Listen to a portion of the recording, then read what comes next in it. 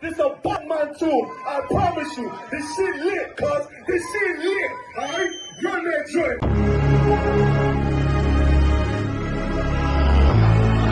Niggas looking for the light. Me and my niggas prepared for the dog. Yeah. So we gon' get it on for the last days, nigga. I already know what it is. 140 for the rebel. They in the building, we in the spot. We can go to war and see who make it out. Earn your stripes, dog, you with us or not. We can get it on when it's on, it don't never stop. First you get that power, gotta hold it down. Watch your step, boy, you on holy ground. They in the building, we in the spot. We can go to war and see who make it out. It's a problem, tell them pop off. I die for I let my colors fly, boy. For a nigga take me, they a drop dead. AR, clean them up like a mop pig. Say he cool, he bad, he really so tough. They like, damn, look what he did, it really go rough. Little bitch think she Kiki Palmer, silly hoe. She know I'm that bull, but I ain't from Philly though. From the city where they sing about that ribbon like petty poops. Know them niggas plotting, gotta deal with me. Can't catch me slipping, got to steal with me. Just left Alabama, bought a chopper from some hillbill move. He made my life feel the blade. Leave them all bruised, come through like a plague. Rebel off the leash like a dog out the cage. Call me Johnny Blaze, I'm one West May. Watch your step get stretched like a limousine. So my brother bring that blade back wet, that's my enemy. A little nigga, this that cold, need to talk. Niggas know I got blood in my cup, I just sip it like it's grenadine. They in the building, we in the spot. We can go to war, let's see who make it out. Earn your stripes, dog, you with us or not. We can get it on when it's on, it don't never stop. First you get that power, gotta hold it down. Watch your step, boy, you on holy ground. They in the building, we in the spot. We can go to war, let's see who make it out. Tell them niggas good night, here come the best. Look, told them niggas get right or get left. UPK, bad man, I pin to your flesh. Hellboy, rip the soul out of dead man shit. Got the rate, the power, I been a showstopper. Yeah, they might hate, but I know they gon' watch. Zone on lock, and you know the flow prop. Iced out, got the drip out of David Jones lock. Know I got the plan, they say that you the man. No shit, Sherlock, I'm the one you heard about. Burn down the building, let them all watch. Throw that one west up, then I swerve out. Sick with this shit, I do not need a detox. He don't watch a step, blow him out them Reeboks. We taking over, I'm sending the word out. Can't see me, little nigga, I put you in a bird box. Look, it's one West practical, gladiator, maximal. Creep on them slow, but they Glock 5 rapid. All I want is more power, more straps to blow. Ain't got excuse for no car, he gon' have to go. They in the building, we in the spot. We can go to war and see who make it out. Earn your stripes, dog, you with us or not. We can get it on when it's on, it don't never stop. First you get that power, gotta hold it down. Watch your step, boy, you on holy ground. They in the building, we in the spot. We can go to war and see who make it out.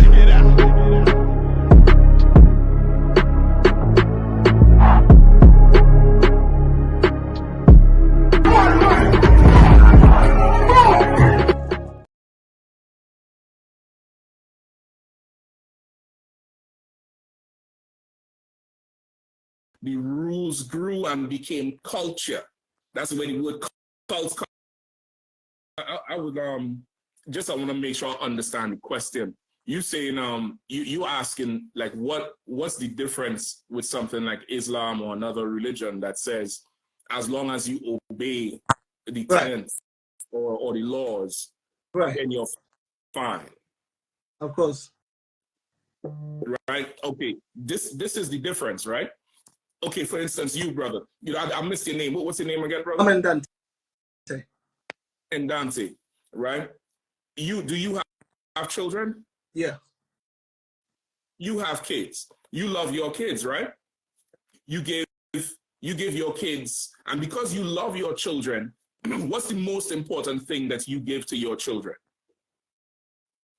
My love, the things that my children about life and respect and unity. Okay. Let me take them too, right? Let me just take them too. The first couple of things you said, just to not be too long-winded. You said they have respect and they have unity. So in your household, what do you provide them with or give to them that ensures they have respect and unity? Well, first, I give them respect. I give them love. I teach them every day. That's what we do as parents, isn't it? We teach our children, right? That's it. You teach your children. And the teaching that a parent gives to a child comes in the form of do's and do not. Right. That's the teaching that a parent gives a child.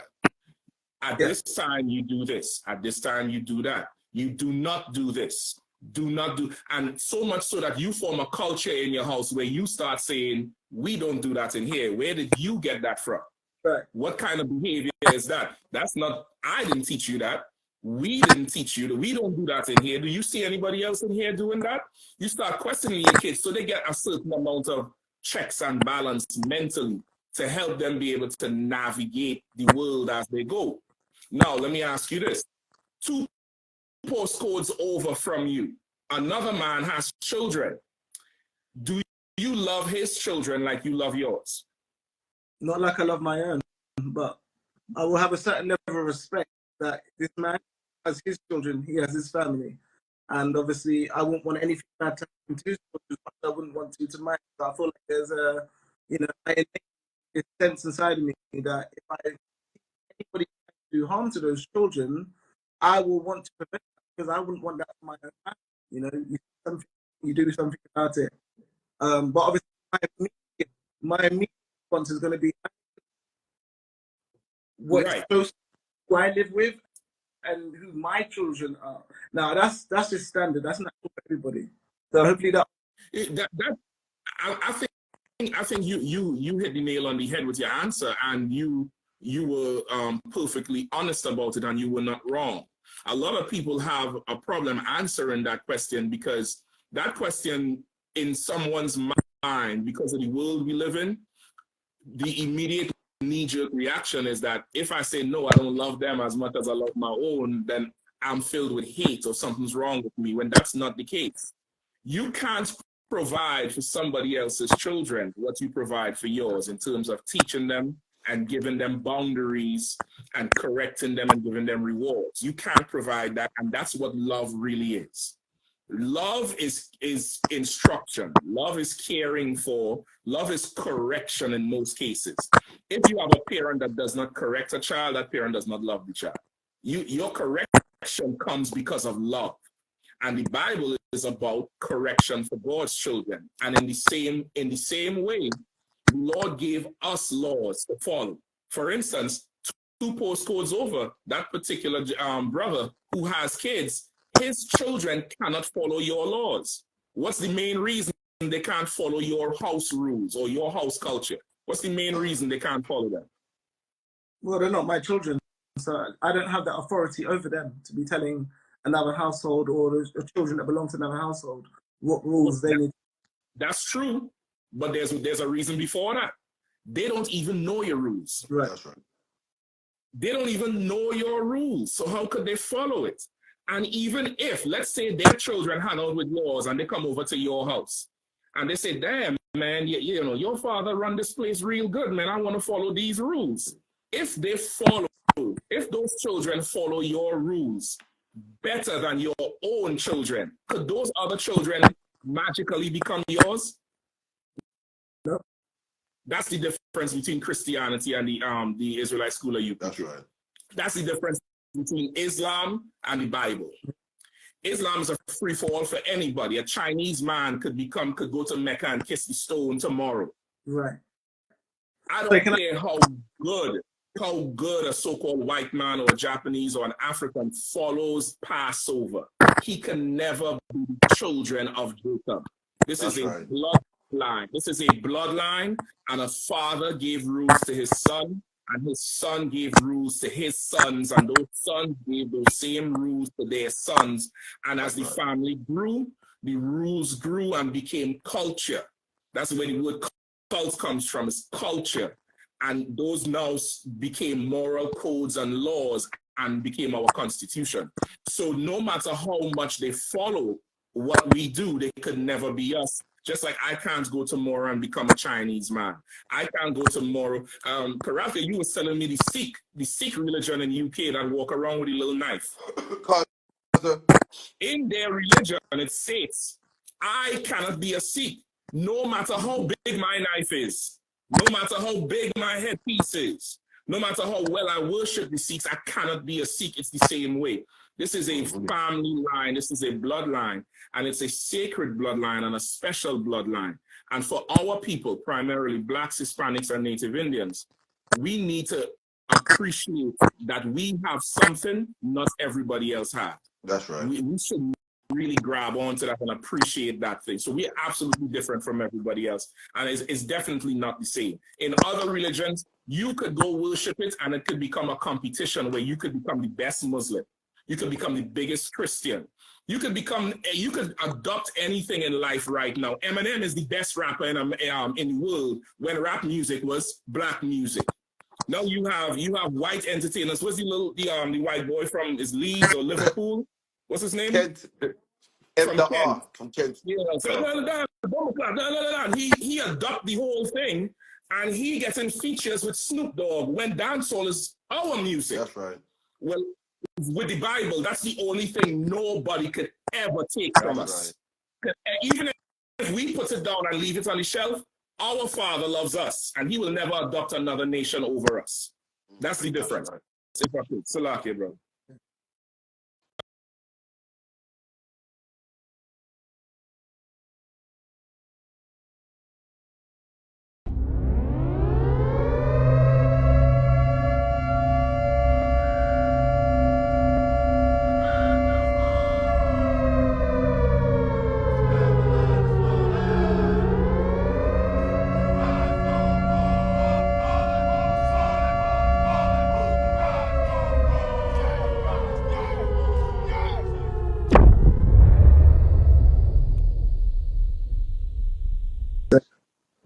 Powers, yes, brother. Yes. Big up yourself, Black History. Big up. I don't know your name, but I just wanted to say there was a few things with regards when you were saying that in Hebrew Israelites that the father you come from the father's line.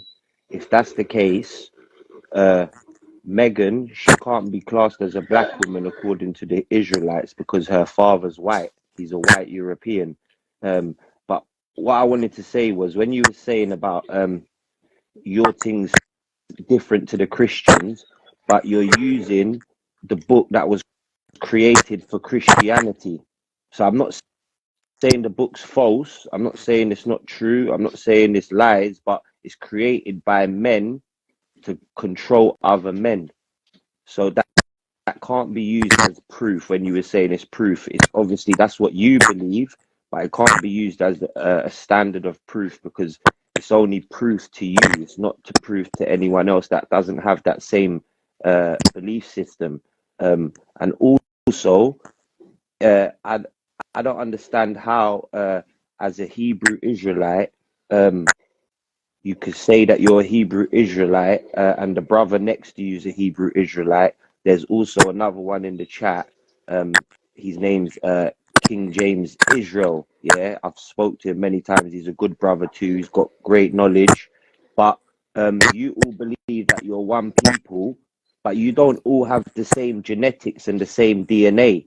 Yeah, although we all African people that are scattered across the world come from Africa. Ultimately, it's not that's you're not related. You don't have the same DNA. All of the Hebrew Israelites that are claiming this now, they don't have the same DNA. They don't have the same genetics. So how they could all come from the same father, I don't understand.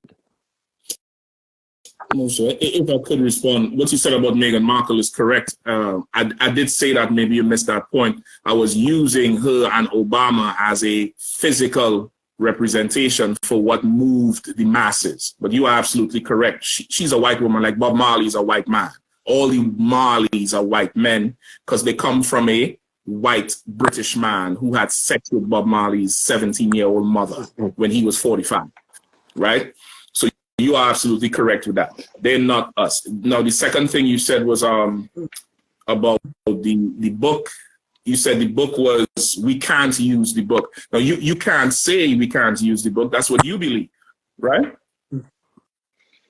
No, I'm not saying you can't. I'm saying it can't be. It can be used, but it can't be used as a basis of proof. Because, for example, all of the Abrahamic religions and all of the scriptures that are in all of the books, the Bible, the Quran, the Torah, it comes from carvings that was in African kings and queens' tombs. So it's written, it's etched in stone. It can't ever be changed. These books and these papyruses and scriptures that was created by men. Yeah. Another thing as well, what I wanted to say, sorry, I'm not being rude. I don't want to say. Let's not drop a whole ton of breadcrumbs where we get lost. I just want to catch up with your points before you move on. All right, go on. So now you're saying that you're saying that the Bible text, right? I'm dealing with the Bible, even though you mentioned the Abrahamic religions. Yeah. The Bible text comes from walls in Africa? Yeah, correct. Yeah. Give me 3 examples of Bible text that comes from the walls in Africa. Well, the tomb. So, for example, the story of the virgin birth, the story of the great floods. There's many things that are depicted in the tombs that are. I'm just asking for 3. I'm asking for I'm just 3 saying examples. There's many things. Obviously, like I said, I'm not a historian, but like that. But I can give you more examples. Okay, but those ones, those ones alone. But I'm just saying, let me handle those 2 then.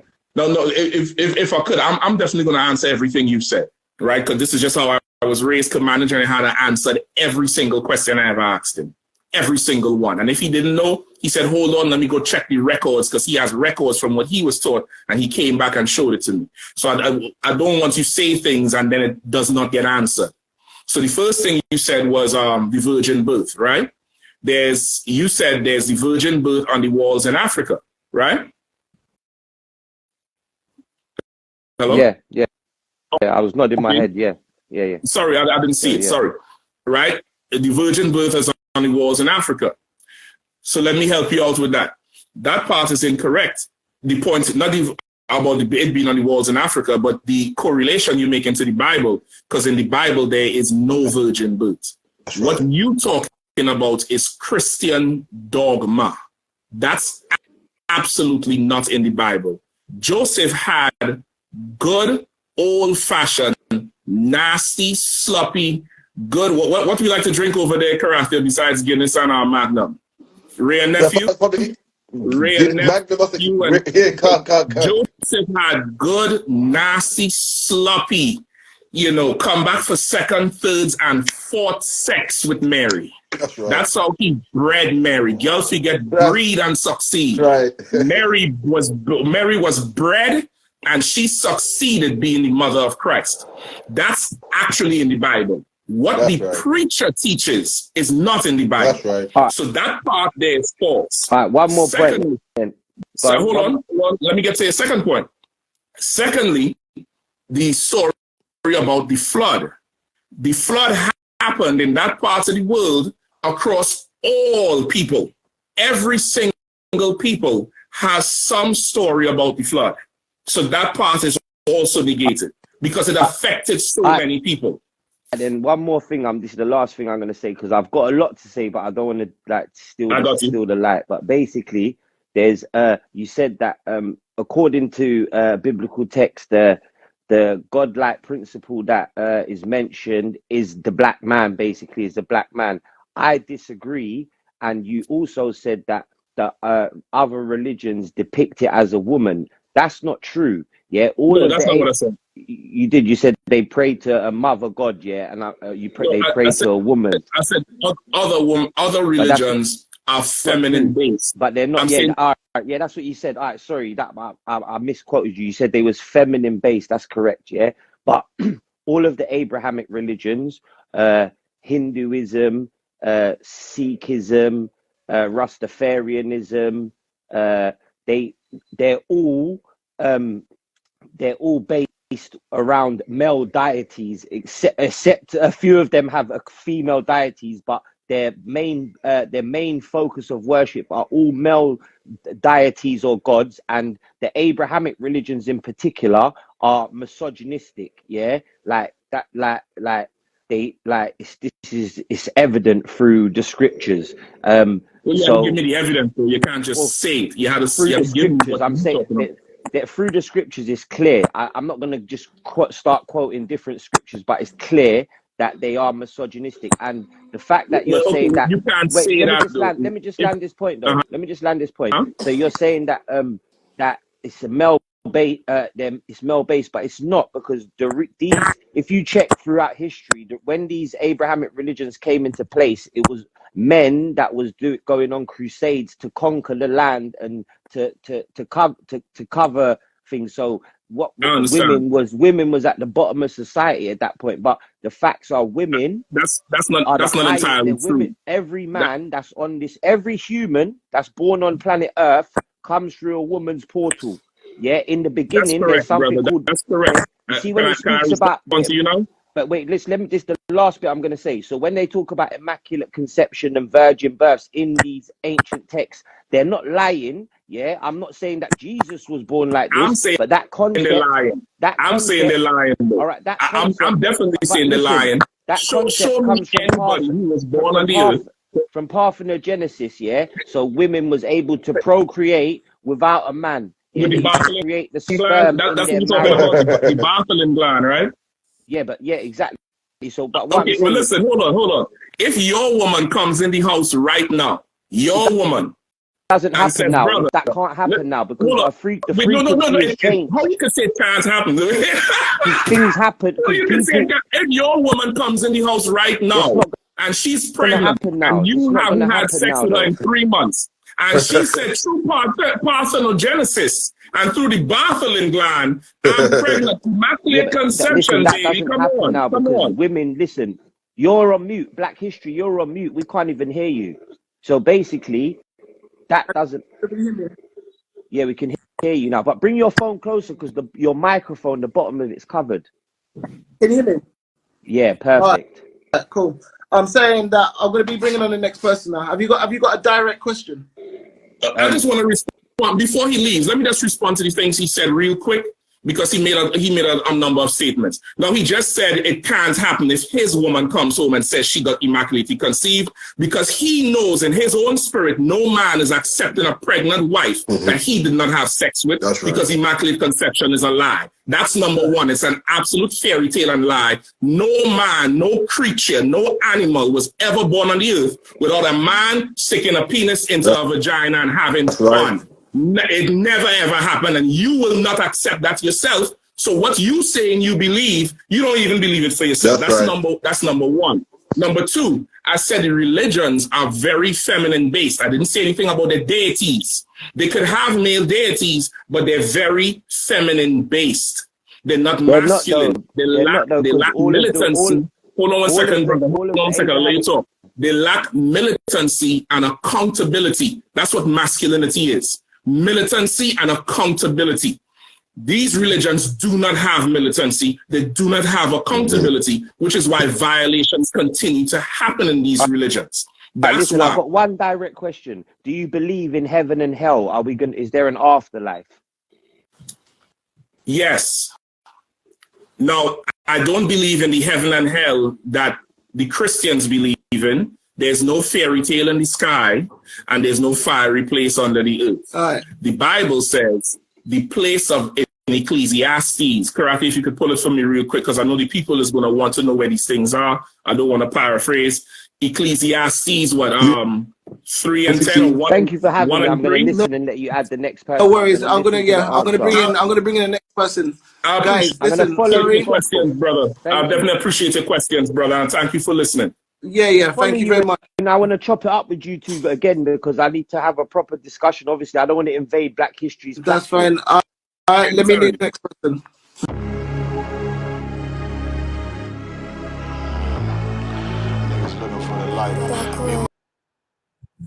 Just I want to make sure I understand it. All right, shalom. Here on the ends. That was a quick interview from Captain Mashak. More to come, man. Make sure you log into On the Ends every Friday. We're giving the clips for our viewers, man. You know what I mean? We've got many interviews coming up. If you thought that was fire, wait till we got coming next, man.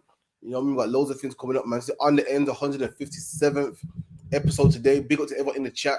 like, share, subscribe, push our stuff, man. We got the Feast of Purim, which is a Memorial Day, Wednesday and Thursday coming up, 22nd and 23rd, I believe it is.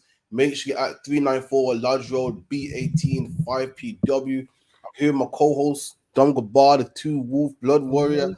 Lucky, what name do you go by these days, Dungabar? I don't even know. Listen, I go by aliases. I go by Mr. Two Wolves. I go by Dungabar. The women call me Damage for short. So lucky. My name's Dungabar, but the women call me Damage for short. So lucky. So, yeah, we got bagging names. We got bagging names, but so lucky. Depending on what you know him for, can we name the women call him Damage. You know, we call him Dungabar. Some people call him, Two Wolves. You know what I mean? Depending on what angle you know him from, shit, you might get a different response, man. There you go. But yo, Dungabar, what you saying, man? What you saying about Valentine's Day? Boy, you know what's crazy about Valentine's Day? The crazy thing about Valentine's Day is every other day throughout the year, I see posts about how niggas ain't shit, how men are useless, how I'm staying single. And on Valentine's Day, these same women are posting flowers and chocolates. Like, you can't hate men yesterday and then be all loved up on Valentine's Day. And listen, I know men. So I know men ain't delivering flowers to a woman's workplace. Men ain't gonna do that. It's not gonna happen. So listen, man. Believe it or not, a ton of women brought chocolates and flowers for themselves. And they didn't want to feel left out and act like they was all lonely. So what did they do? Buy it for themselves and put a caption like, put hearts over it and put, oh my God, he brought me these.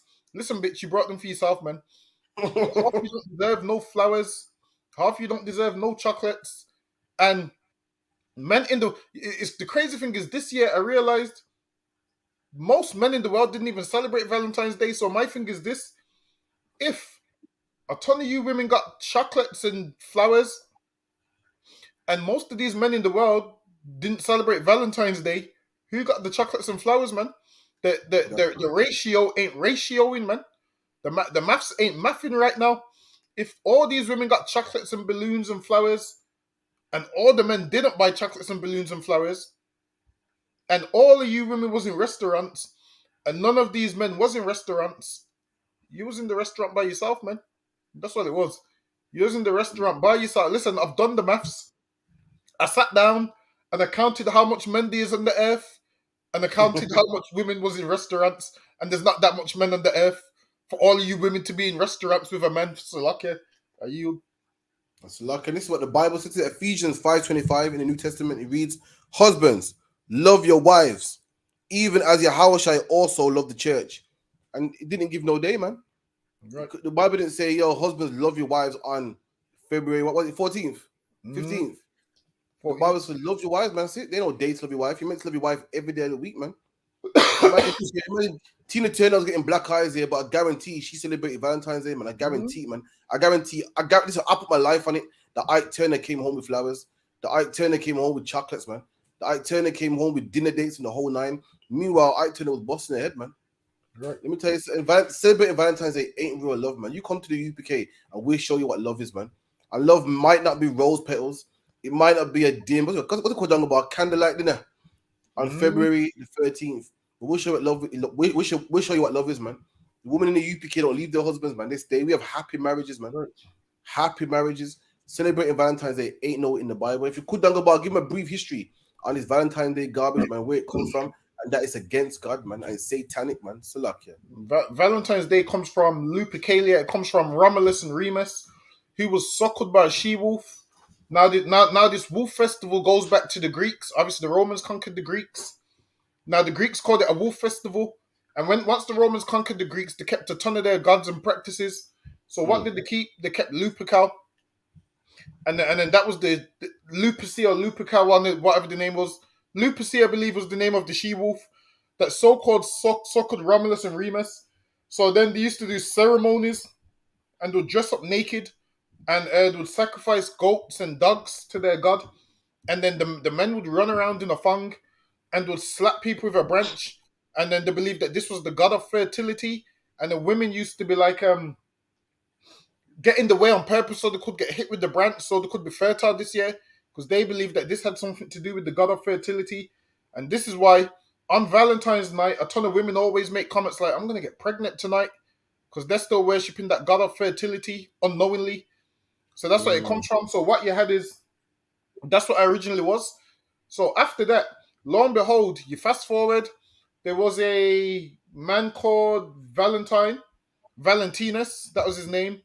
So then Claudius II, who was the Pope at the time, while the Romans was at war, he didn't want these men to get married. Why? Because he goes, once these men get married, they're not fit for the war, and there was dodging the draft. So to dodge the draft of being drafted for the war, they would get married. So he put a ban on marriages. So he could have all these men in the war. What happened is Valentine converted to Christianity, and he was marrying people in secret. So he was marrying people in secret. Then he got thrown in prison. So then there was a prison guard, I believe his name was Asterius. Asterius had a daughter called Julia. And then apparently Julia was blind, and they claimed that Valentine healed her blindness, and then the family converted to Christianity. But the day before he got beheaded, he wrote her a letter. He wrote her a letter declaring his love for her, and then in the letter, he ended his letter with, "From your Valentine," because that was his name. So he ended his letter with, "From your Valentine," and then that's why people write letters today and say, "From your Valentine." So now you're probably thinking, how does that link to Lupercalia? Well, let's say in about 296 AD or whatever it was, once the Roman Empire converted to Christianity, to keep the pagans happy on Lupercalia and to keep the Christians happy, they changed Saint Valentine's into a saint. So he became a saint like 200 years after his death. And then they said, you know what? The day he died, Valentine's Day, this is what we're going to do. We're going to call this Valentine's Day for the Christians. And then it was still Lupercalia for the pagans. So they kept the same practices and just masked it with Valentine's Day. So you think you're celebrating Valentine's Day, really you're celebrating Lupercalia. So now they masked it. Why? Because they wanted to keep the pagans and the Christians happy. So when you're celebrating Valentine's Day, you're really celebrating the Wolf Festival and them getting suckled by Romulus and Remus and worshipping the god of fertility and all of that nonsense. So, okay. Shit, that's crazy, man. So you have some history. You gotta be in that Wednesday class, man. You gotta be in that Wednesday class, 7 to 9, 394 Lodge Road, or watch it online, I.S.U.P.K UK on YouTube, man. That's where it comes from. You're thinking you're having some harmless fun. You're thinking go down for dinner with your bae. What's it, your bae or your boo, whatever the case may be, man. So you are disobeying God, man. Right. If you love your woman, listen, get a chocolate any day of the week, man. Take her on a date any day of the week, man. If you're a woman, you want to dress up for your man, listen, dress up for him any day of the week, man. So luck ya. Why you got dressed up on Valentine's Day? And now if you don't go about why do women dress up on Valentine's Day? Like say she's a whole different person on Valentine's Day. Like say, listen, on Valentine's Day, I'm gonna give you a treat, man. Listen, why a man can't get a treat on Tuesday, Wednesday? Why a man can't get a treat after work, man? Why does the white man have to say when you gotta treat you, man? Why does the white man gotta say when you treat your woman, man? Why your woman can't treat you, man? Listen, living in slavery as blacks in Spanish life is hard, man. And a man should treat his woman anytime. A woman should fling on the blue thing. What's it like? The blue thing or the red thing? So like, let's not get personal. Let's not get personal. Luck ya. It's got to be the red. So luck ya. Let's not get personal. But a woman should fling on the blue or the red. Whenever, man. Why a white man got to tell us when? A white man, imagine this, a white man tells us when to love our mom and dad. He calls it Mother's Day and Father's Day, man. When the Bible says honor your mother and your father, didn't give us a day. Why a man not love his wife any day of the week, man? Why does the white man got to tell us when to love our wife, man? When to love our children, man? The oppressor tells us when to buy gifts for our kids, and we can buy gifts any day of the week, man. We can make a cake for our kid any day of the week, man. Why we gotta wait for their birthday, man? Listen, Christianity is the biggest hypnosis on the face of the earth, man. They tell you what to do, black man. It's funny how black man says, listen, any man can tell me nothing, man. I run things, any man can tell me nothing. Listen, the white man tells you everything, man. Tells you when to celebrate your wife, when to celebrate your children, when to love your mom, when to love your dad. Black man, you come to the UPK, man. Let God tell you when to love your woman, man. Anything else on that, Dunga boy, or you to work? And that's it. And that. But listen, Valentine's Day it's a day that most people really, while it is, most people suffer from fear of missing out. So people feel like, you know what, everybody else is having fun, so I have to have fun. So you'll find on that day, a man that a woman don't even like, if he's the only option, she's gonna go sleep with him that night. Why? Because he's the only option. Whereas you should say, you know what, have some integrity and say, you know what, how about I find a man that's gonna love me every day of the year? Like if you didn't celebrate Valentine's Day, you done good this year, man. Valentine's Day there's nothing special about it. It shows that it's not real love. Why? Because if it was real love, you wouldn't need to, show it to the world. I mean, I'm starting to think like do women even like flowers like roses? Like, don't they just die after like a week? That's right. Do they after like how long do they last? Flowers die. Listen, women. The wickedest thing is women don't even like flowers, man. I'm thinking that just following fashion. You know, every woman on TikTok like flowers, so therefore I gotta get roses too. Everybody else like roses, therefore listen. Think to yourself, woman. If you're a woman out there, think to yourself: do you really like flowers? A lot of you women, can you maintain flowers? A lot of you, if I give you flowers right now, do you even have an available vase to put it in with water? Can you really water it every single day? A lot of you can't, man. You're kidding yourself. But what it is, a lot of women say I like roses, so therefore you like roses, man. That's ridiculous, man. Not my money anyway, long about lucky. I'm going to pass over, lucky. I'm going to pass over. I gotta say for Passover, man. I can't waste some money on no flowers, man. So last thing to die. My thing is this: like, you all can't like roses. What about daffodils, man? What? Now, if the world said like daffodils, you would all like daffodils, man. Like I look at roses and I think there's actually a man whose job it is to sell roses after the club for £5, man. You know that man is always in town. And he makes a killing. He sells roses for £5 for one rose. And now the new thing is this, where you send there like 1,000 roses, and women be like, "Oh, he sent me 1,000 roses." It's a waste of money, man. The roses is gonna die. Don't waste your money, man. So okay. Now, if you want to buy your roses on any normal day, that's fine. But on Valentine's Day, don't. It's a waste of time. So okay. It's a waste, man. Listen, just serve the Lord, man. Oh shit, it's a luck, yeah. You want all out there? Hold out there. Hey, you got Mr. France, eh? Yep, how's it going, man? Got Mr. France. You know what I mean? Officer, the officer. You get me? Barack, what you saying, man? Barack, you good? I'm a day. I don't want you. I know you wasn't buying no. I know you weren't buying no roses out there in Canada for no girl on Valentine's Day. I lie. Like no rose. Good night. Good night. I know you weren't doing that. I know you better than that, Barack. I know you weren't buying no roses on no Valentine's Day, man. The one. What Valentine? Who? See, they don't. See, they the brother. You don't even know who he is. You get me? That's why I fought with Barack, man. Get me? The one. Damn near every year I forget it's my birthday from time. I don't even know. I forget that I'm born from time to time. I don't have. Listen, if someone doesn't remind me of a pagan holiday, I don't even know. I just have to remember just to teach a class on it at this point. See, that's a one West brother right there, man. That's one West through and through. You get me? No, come on, man. You can't even bracket it one West through and through. Yeah, 1,000,000%. Damn right. Listen, man. Let me show you a quick video anyway, man. We're gonna get Go on. Hey, shout out to 144 UK. You already know we got the merch. You understand? Get me UK to Canada. Come on, man. We get it in, man. You get me? Damn right. We get it in, man. So like I said, next time, let us know, man. We can translate if you haven't get it in French. You get me? Yeah, we gonna be in business. I like it. Come on, we get copy, man.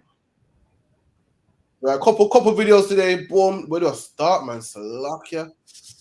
All right, cool. Start with this one real quick, yeah?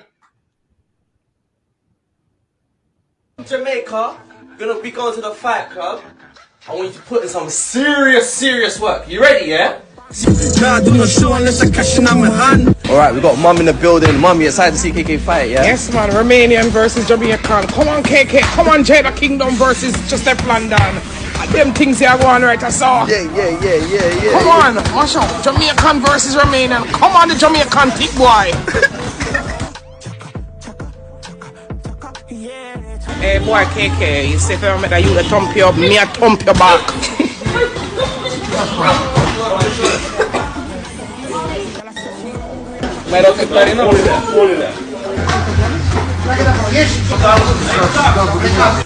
Hey, listen, you need to sweat out them body weight, babe. Sweat out.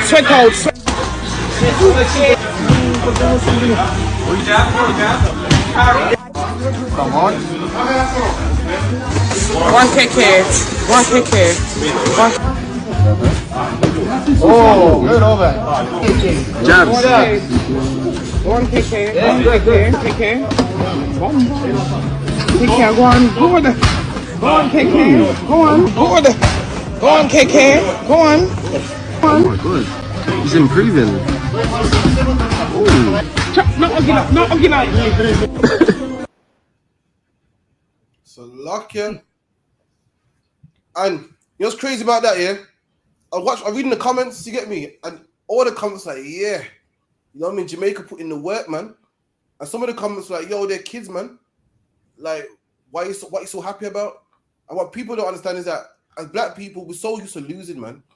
We're so used to getting deported. We're so used to getting shot by the police. You know what I mean? We're so used to losing and always dying, and the black man always getting killed first in the movie. That sometimes we want to win for a change, man. Right. And we don't win often. So even when it's something small, we're just happy, man. That's why you see black people go crazy when Jamaica wins the Olympics, man. Or Trinidad wins the Olympics, or Barbados wins the Olympics, man. Or when a black man wins a Mobo, or when a black man wins an Oscar, because why are we so used to losing, man? And that's what people don't understand. That even though it's just children, even though, you know, KK kicked the shit out of this Romanian man, and you wonder, why is mom going crazy? It's just kids, man. And mom was like, listen, this is Jamaica versus Romania. It's like black people lose so much, man. Sometimes they want to win for a change, man. I ain't nothing wrong with it. Ain't nothing want to win, man. Black man in them comments that were talking about, yes, I'm glad he won, man. You don't feel shame, man. And this is the problem. You come to the UPK, black man, you can see black men win all the way. You come in the UPK, black man, and you serve a man called YAHANNA, you will see black people not only win this little kickboxing fight, you won't only see KK win, you won't only see Usain Bolt win the Olympics, you'll see black men win the world, man.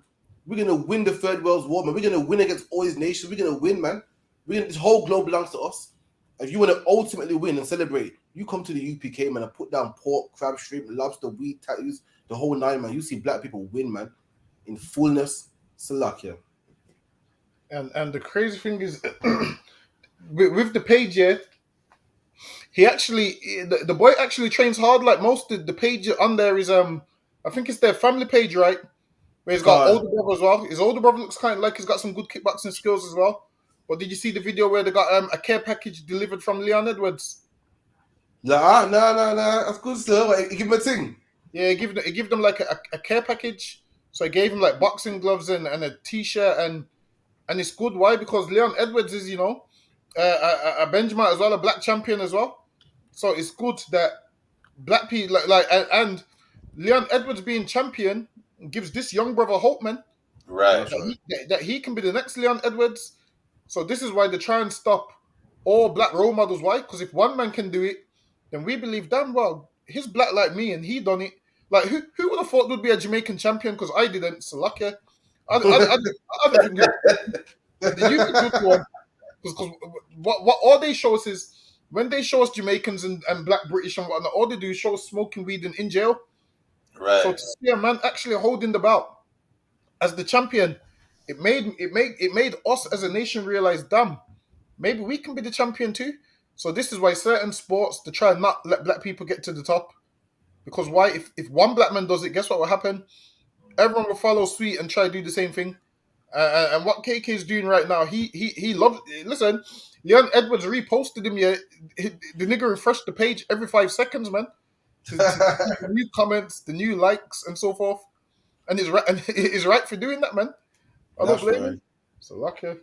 Salakia, you know. The crazy part is that for everyone saying, yeah, you know what, you shouldn't root for any of them, their kids. Listen, it would not have been an issue if people were rooting for little Romanian kid. It's because, you know, people are big enough that little Jamaican youth, like, not it's an issue, you know. And then I bet they're going to start about saying, you know, you shouldn't let their kids, whatever the case is, you know, or y'all trying to make it a black or white issue. Listen, just like Captain Karate said, we're always on the losing end, you know. And it ain't nothing wrong bigging up your kid, right? You see a kid growing up to be a strong man. What's wrong with that? That's right. You know, I I'd rather my youth be the craziest and strongest MMA fighter than a sodomite nowadays. That's right. You know, like what you would support your kid, you know, accepting all types of genders. Listen, fuck that. Salakia, damn that. I'm gonna support my kid. Yeah, boxing Edomites in the face, knocking them out in the ring. What are you talking about? You understand, Salakia? And there ain't nothing wrong with you wanting your kid to be the best, man. Damn right. Ain't nothing when you read all these armies, they want their army to be better than the other army. And I want my kids to be stronger than yours, man. So lucky I said it. I said it, man. I want my kids to be stronger than white kids.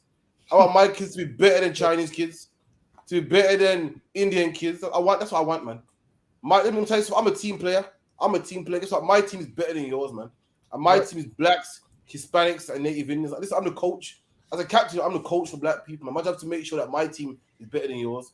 My job is to make sure that my team is off cocaine and off crack, in the best shape. Just like a captain of a team, or what do you call it? The coach of a team is to make sure that his team is in shape, his team is well fit, well trained, so that his team beats other teams. And my job in the UPK is to make sure that my team beats yours. Man, I said it, man. Right. Damn right. I believe my team, which is black Hispanics, are better than Chinese, better than East Indians, better than Bengalis and Pakistanis, whatever the case would be. My team is greater than yours, man. And it's my job. My job as a coach to make sure that they're better than yours. I train them well. I train them nice and hard so that they're better than your team. That's my job, man. If anyone got a problem with that, I don't know what then.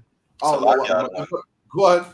If I could, just like the sister said in the chat, she said, it's crazy we can't be a cheerleader of our own. Listen, whenever we support our own, it's always an issue. It's an issue when we support Chinese restaurants, East Indian, food spots, whatever the case is. When we said Benjamite food is the best, now it's a problem. Now it's like, oh, y'all are racist or whatever the case is. Listen, every single nation supports their own. Like, you don't see no Asian people talking about, well, Asian food is the best, and they get backlash from it. You understand? Like, listen, they want to eat rat and love rat. Listen, let them make the promotion of eating bat soup, whatever the case is. Who cares? It's their culture. Let them support their own. Guess what? We're gonna support our own. Jamaican patties are the best. Haitian rice is the best. That's right. You understand? Black, Hispanics, and Native Indian culture is the best throughout the world, throughout the planet Earth. Where's the proof? Everyone copies us. Nobody copies the other nations. It's a lot, yeah. Absolutely, man. I couldn't say it better myself, man. Let me get the next video real quick anyway. So this said, for anyone that don't know, this is gonna have a heart attack. For anyone that don't know, yeah, Bugsy Malone is a black man from Manchester. Now, Bugsy Malone won a award the other day for best grime artist. For anyone that know, grime is mainly a London type of thing. And this is what they were saying about Bugsy Malone, even though he's black. About this guy, Bugsy Malone. Bugsy Malone, a guy that ain't even done grime in the past 4 years. The only time he ever done grime was when he was trying to diss Chip for a come up. When he was coming up before that, he wasn't doing grime music. He is not classed as a grime MC. This whole last year, 2023, he ain't dropped not one grime tune. He ain't been on one grime set. If you go on YouTube, I don't think you'd ever see Bugsy Malone even on a grime set. Let's keep it a beam. What does Bugsy Malone even know about grime? He doesn't know anything about grime. Bugsy Malone the only connection he's got to grime was when he went at Chip and he came Tottenham High Road trying to diss Chip saying, oh, where you at and all of that. That's the only thing he knows about grime. We are talking about a man that is from Manchester, bro. He is oh my God. This guy is the definition, and I don't care if I'm going to get backlash. Bugsy Malone is a culture vulture. I repeat, I don't care if you're black, bro. Last time I checked, you're from Manny. You're from Manchester, 0161. Bro, allow it. You are a culture vulture, bro. Because the minute you blew, there was nothing grimy about you. Yo! Imagine this. Imagine a black man, yeah? Anyone that don't know, grime culture comes from dancehall culture, that comes from reggae culture. Bugsy Malone is a black man. This is his culture. It is his culture. How is it a culture vulture? How is it a white man can come into our community and hear the culture vulture? How can end up R do dancehall and he's not a culture vulture? How can H rap and he's a culture vulture? And Eminem, white people raps all the time, but a black man, because he's from Manchester and grime didn't originate in Manchester, he's a culture vulture, man. Black man, we got some work to do, man. We hate each other that much. We call another black man a culture vulture. This is his culture, man. All the patwa, when we say wagwan, safe, all that, this is Bugs' culture, man. We were, even the how we dress and the braids, everything, that's our culture, man. How is it when a white man does it? Oh, come on, man, you can't say that, man. That's wrong, you can't say that, man. But your own black man, he's a culture vulture because he's born in a different city. This is his culture, man.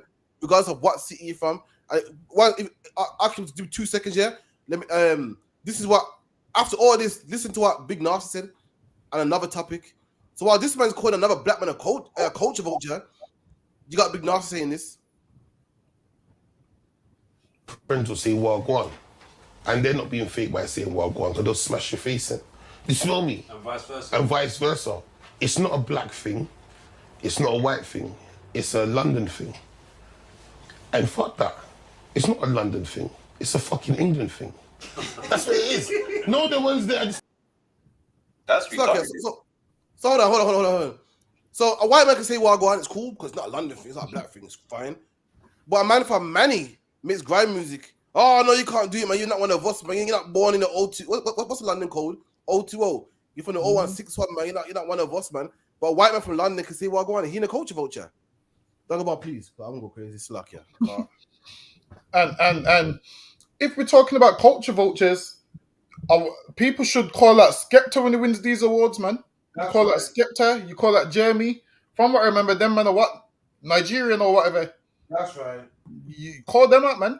At least Bugsy Malone is a descendant of the people that started grime in the UK, man. Because if you can remember as early as, if you can go all the way back, one of the first ones was who? Wiley. It was Wiley and Crazy Titch and so forth. They was doing this from years ago, man. And afterwards, Nigerians started. You know who's a culture vulture? Stormzy, man. That's who's a culture vulture. How come nobody don't call out Stormzy? You're calling out Bugsy Malone because he's from Manchester. Listen, man. There's a brother in Manchester that rules over Manchester called Tazarpoa, man. That's right. You better watch your mouth when you talk about Manchester. You better watch your mouth when you talk about man. Listen, Manchester's on the map, man. There's men of the Lord that live in Manchester, man. You're trying to downplay Manchester. Listen, man. There's men of the Lord that live in Manchester. Listen, like the Bible says, man.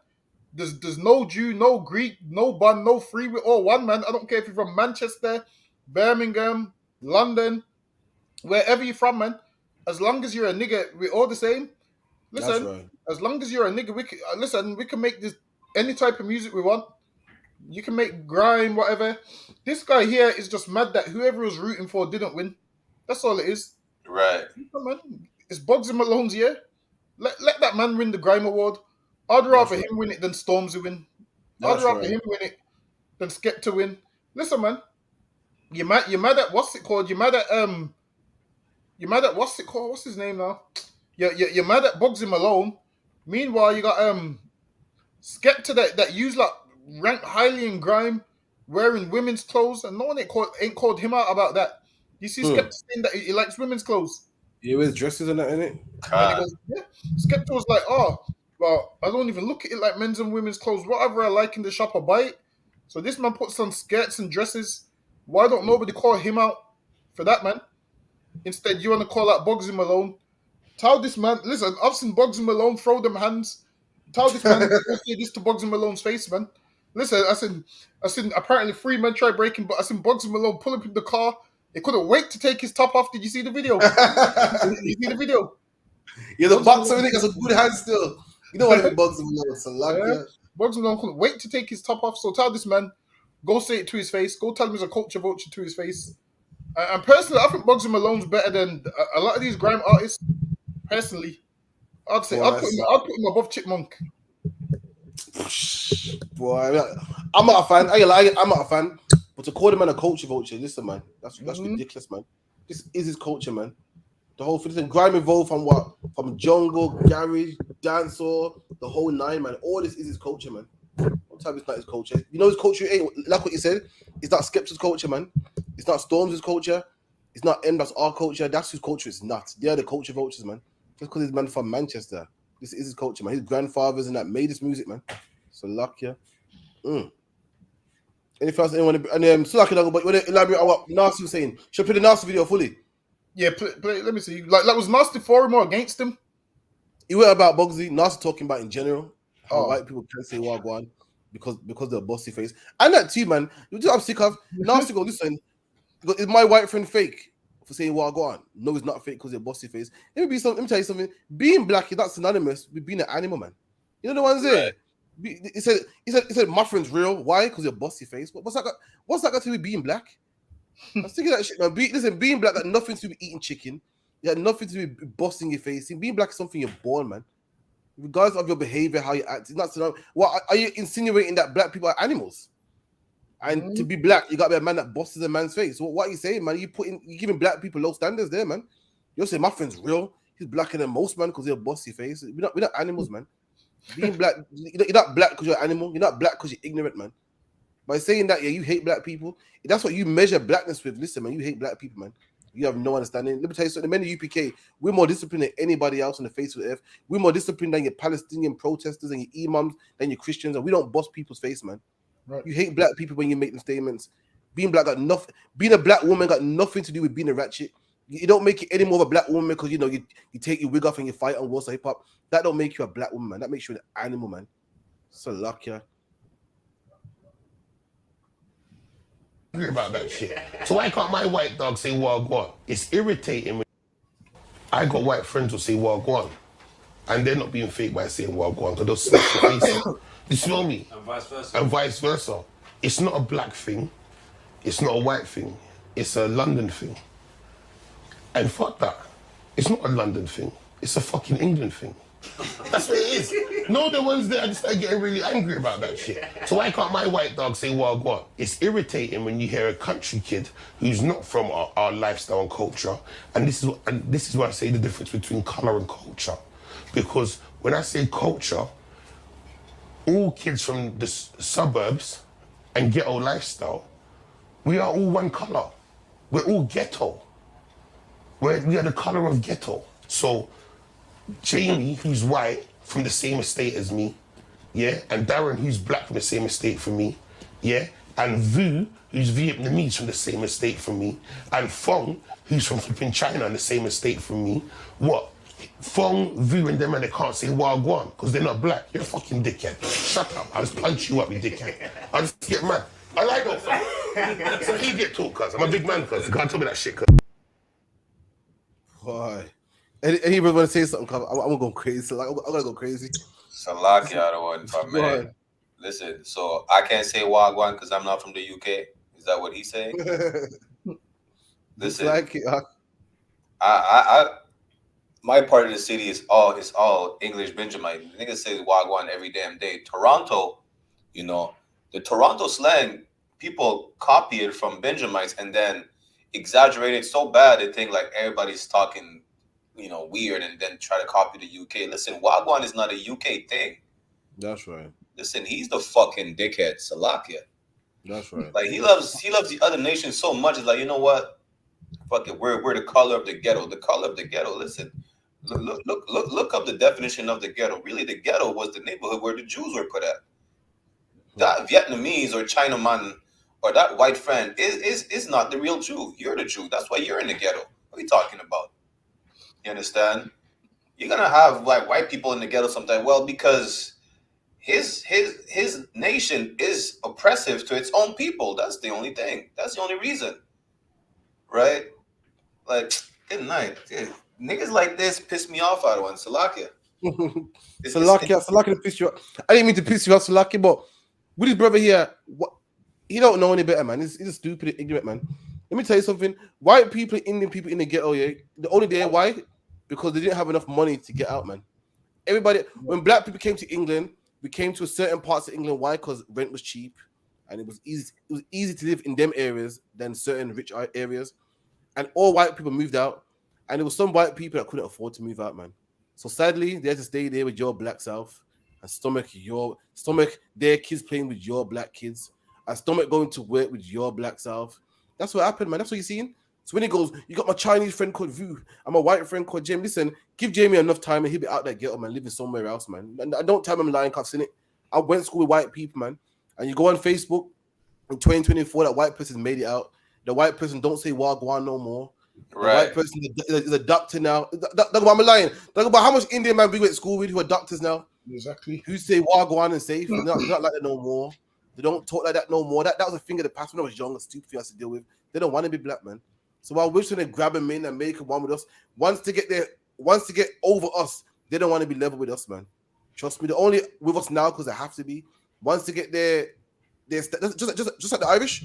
Once upon a time in England, long before I was born, it used to say no blacks, no Irish, no dogs, man. And black people thought that the Irish was with them, and yeah, man, the Irish is with us, and they understand our fight, man. Where's the Irish now? Where was the Irish in Black Lives Matter, man? Where was the Irish when Mark Duggan died, man? Where was the Irish when the British got deported, man? Once the Irish got established, so, you know, now they're cool now, and no one don't hate no more. Like, yo, F them niggas, man. I ain't rolling with them now, man. I don't want my daughters marrying them. I don't want to be around them. And where's the Irish in our ghettos now, man? We don't see them, man. Black man, we gotta stop getting played, man. So like, And it's mad. Big Nasty was like, yo, if they can't say these words, I should punch you up. He's willing to punch up a black man because we don't want them to. This is the thing. He's willing to punch us up because we don't want us to. Here's the reason why M.R exists, man. Because you give them a pass. Now there's M.R, there's Tug of War. Have you seen the next one called Extreme? Yeah, if I'm Brumming, if I'm hands off, you know. Is he? I see him about, I see him about, man. You seen him in person? I see him about in school days. You know, in GD and everything. Yeah. Was he speaking Patois back then as well? Back then, yeah. It was YT and that. He didn't call Shane. He wouldn't have Shane, yeah. Damn, you gave him a pass out of one.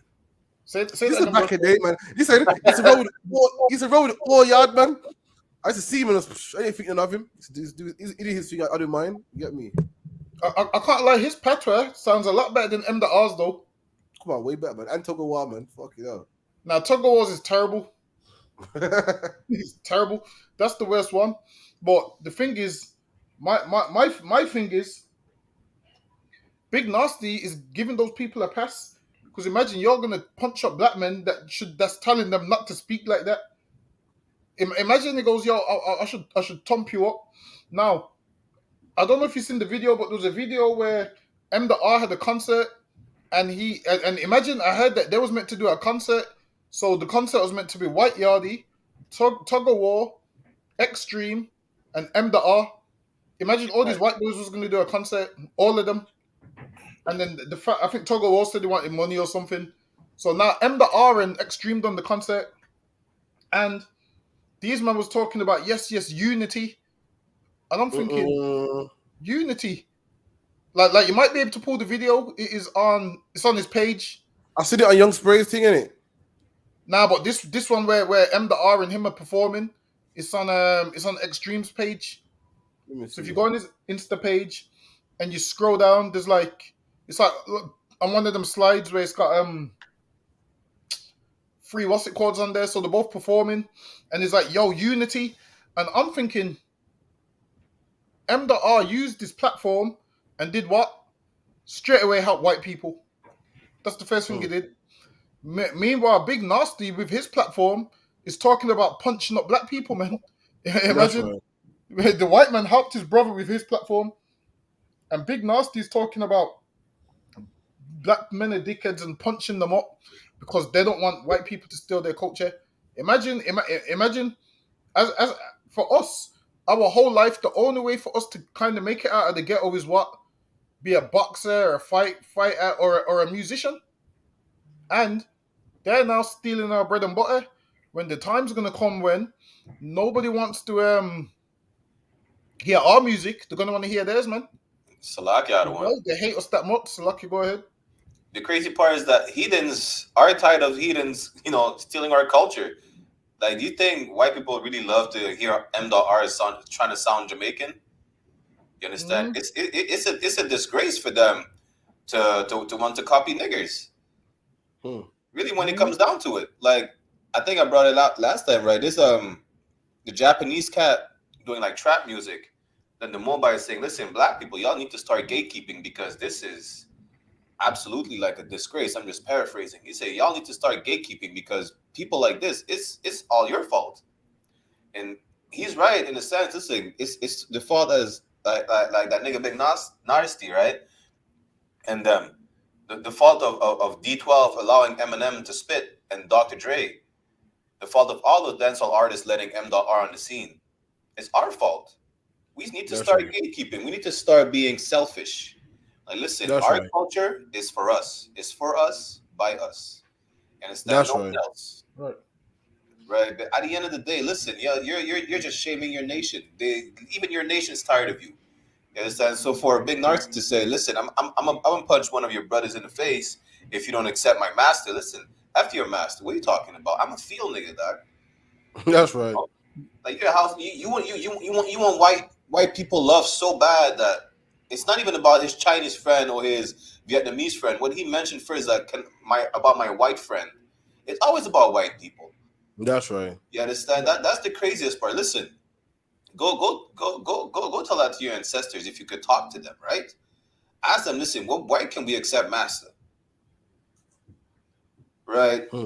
Listen, this is why niggas like these really pissing me off. Is like, listen, you're ready to fight us? It's like WAC 100 when he told Captain Tazariak, I don't see color, I see Americans. Nigga, they don't see Americans hanging from nooses. What are you talking about? That's right. They're not, they're not deporting Americans. What are you talking about? You understand? This is why, listen, you're a race trader is so disgusting. At the end of the day, the craziest part is that niggas like Big Nasty and them, right, are race traders looking for the love and acceptance from another race. But you being a traitor to your own race, what makes you think the other race you're seeking love from is gonna accept you, respect you, or even trust you? They know you're a traitor. Salakia. Absolutely, man. That was deep, man. You know what I mean? I don't see Americans hanging from trees. I see black people hanging from trees, man. It's like a dung about it. This is the video you're referring to. Let me see. Turn them. Boy, they are fool. They can't do school. Me and the team, I don't make up right now. And then people say you know that you are the road. I've seen the one at the left. Them are the bodies you don't get through. And we are the bodies that nobody needs to do. I'm killing for recruit when they are speed you. The whole of this one and the whole of this two. Bitch, release it. Let the fire ring in. The can is my kill on the kill thing.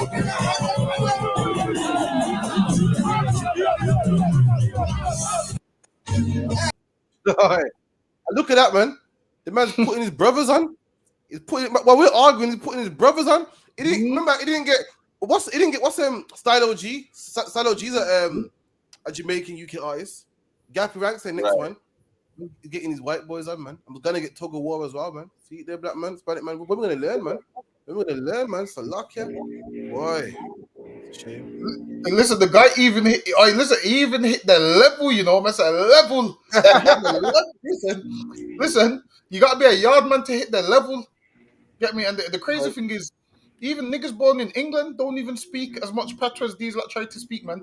Listen, we had our grandma speaking that shit, and listen, our grandma spoke it so long they tried not to speak it no more, man. Our grandparents tried to speak English, man. Imagine you're trying to speak what they was trying to not speak. And these men are now standing at concerts. And if you look at the audience, it's black people in the audience. Did you see them? Why? Why would you go and watch these two clowns pretend to be Jamaicans when you can go watch real Jamaicans, man?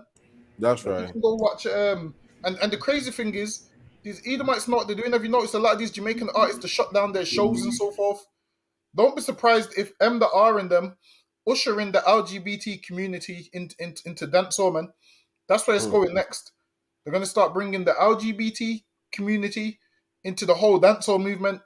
And the way they're going on, imagine the saying, are you able to play it again? Play it one more time. So I think they need to see it. I'll play. Did you see Extreme on Young Spray's platform? Yeah. White Top Pat where he goes, boy, because we're up in Handsworth, you know, I see it every day. Man playing dominoes and chilling. And I was like, hold on. I grew up in that same environment. Why I.S.U.P.K Patwa? Furthermore, I grew up in that same environment. I went home, people were still talking Patwa. When you were at home, your mommy was making bacon sarnies and watching the footy. You know the ones that make a chip body and all them type of things there. How are you speaking more Patois than me, man? I don't understand. Wait, hit one more time. It's like Let me hear it one more time. One moment. It hit the level. I can't believe it. These niggas look like they would lynch you. The lynch party. You know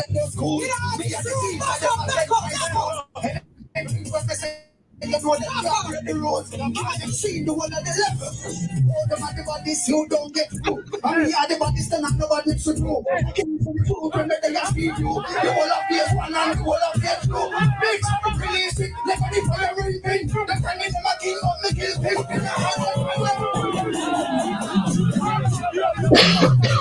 Good night. Listen, I'm gonna need to start to come out with my dancehall tunes, Salakia. Come on, Brocky. You gotta start killing them. I want to clash. Fuck that, Brocky. Right, you gotta start clashing these man. Car, yo, you're getting too big for their boots, man. Listen, I'm gonna hit up Kayad when we have to clash them. Listen, this is, you know, the new age Sting. What are you talking about? It's getting personal now. It's getting personal. You get me? Can't be having that, man.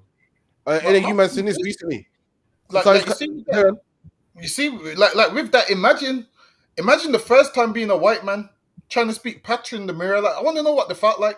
I need to ask them the first time you looked in the mirror. Have you ever done something dumb and you feel like, yo, God's watching me? You must be thinking, look at this idiot. Yeah, listen.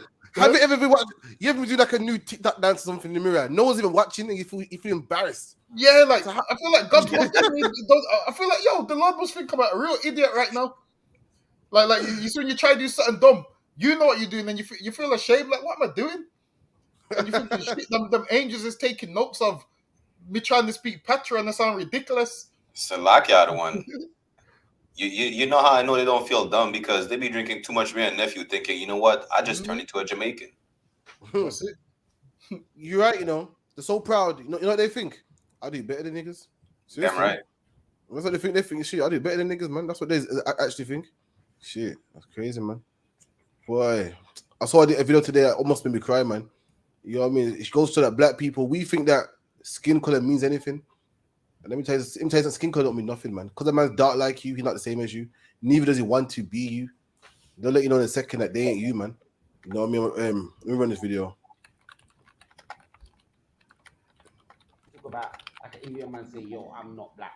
And he's darker than me. I get real offended. I'm like, and I've had to ask a man, Indian man before, so okay, so if this is the case, what color are you? A man says, I'm Indian. Pussy, Indian ain't a color. Yeah? Let's get this right. See, a man said some Indians are darker than him, and they asked him what color are you to say Indian, man. Listen, let me tell you something, black man, Hispanic man, no matter how dark they are, man, they do not want to be you, black man. Right. They do not want to get windrush. They don't want to. Everyone looks down at blacks, Hispanics. They do not want to be. They don't want to be that race that was slaves. They don't want to be that race whose woman is ratchet. They don't want to be the man that leaves the house. We're scum compared to them. That's what they think they are. We are. They don't want to be us, man. Don't think because you got a bit of complexion, we can be one of you. One of me is like, no, nigga, I'm not one of you, man. You know what I'm saying? No matter how dark I am and how kinky my hair is, I am not you. Just Africans will let you know, man. Africans only want to be black, yeah, when they want to be rappers. Right. They only want to be black when, you know, injustice happens. But once Africans are up there and they're fine, they let you know, man, listen, I ain't one of you, man. I didn't go through slavery. Now we're different, man. Caribbean people, they leave their household, man. You know what I mean? They're scared, man. We come from good, proper household. We ain't slaves. They'll let you know in a second. And listen, they're darker than you. They could be darker. They could be pitch black, man, like coal. They let you know we're not the same. That's what we got to understand. Don't see a man of color and think, yes, we're friends. He'll let you know in a second. No, we're not. The man goes, pussy, you darker than me. Get no angry, man. Don't get angry, man. Listen, black man, Hispanic man, native Indian man, you are better than them, man. You are better than anyone. If you only knew that you are better than them, we're trying to be one of them. We think why they're black like us, so we can be black like them, man. They will offer us a job in a news agency. They're not going to, man. How about we build our own thing, man? We're greater than them anyway. Ain't no Indian man beating the Olympics and beating football and doing what we do. He's not greater than us. Leave him, man. Leave him to run his little corner shop and we do our thing, man. It's like your yield. You're right. Imagine he's trying to join them and they're trying to run away from him. He's trying to embrace them and they're trying to run the opposite way. Stop trying to embrace other nations, man. Right. Listen, so what if the dark skin man, let them be their own people. Stop trying to embrace other people, and we always do this. We try and embrace the Ethiopians. We try and embrace the Ghanaians and Nigeria and everybody, all them Africans. We try and embrace them, and we're not supposed to, man. And the Lord set it up this way that what? Everyone you turn to who you're not supposed to turn to is going to diss you, man. That's what it is. Until you turn to the people who you're supposed to turn to. Imagine you're trying to join these East Indians. Don't join them, man. Because there's dark skinned East Indians in the Caribbean, and they know the difference between them and the regular black Jamaicans, man. They they look at the black Jamaicans like they're beneath them. The East Indians own all the hotels and own everything, man. Meanwhile, the Jamaicans is working for what? Minimum wage and so forth. They know the difference. And the thing is, we don't know the difference. The thing is this. The East Indians will only pretend that they're the same as you is when what? Is when they live in the ghetto with you, man. Is when is when they want you to show them where to get the best drugs from. Is when they want to sleep with black women. They pretend to be black. You got these Jamaican Indians, what they call themselves, these East Indians that live in Jamaica with the accent, making out the black, so they can sleep with black women, man. Right. And really, they're not us, man. Like, you should never brag about, I'm half black and half Indian. You're bragging about that, man. That's nothing to brag about. That is nothing to brag about. Imagine you're bragging because, yeah, you see me, because I'm not full. It's like some black people are ashamed to be full black, man. Some people are ashamed. Some black people are ashamed to be full black. Talking about I'm mixed with this and I'm mixed with that, and oh yeah, because you see my hair, I've got Indian hair because I got Indian in me.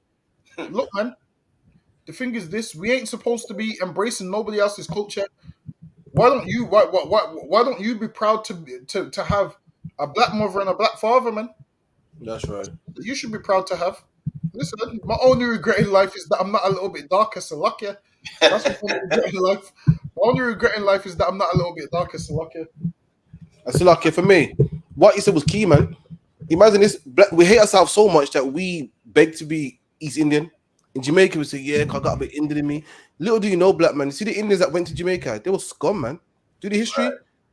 The Indians in their own country said to the British, "Yeah, we got some low class Indians, man. Some filthy Indians. Take them, let them work in the Caribbean." And black man, you think so cheap yourself? You're begging to be them. Imagine, black man. Listen, if your father was on drugs, imagine some of us got fathers on drugs. Got fathers who were in our life, and we're embarrassed of them, man. We wish that they were our family. We see them and turn our face on the street like, yo, that ain't mine.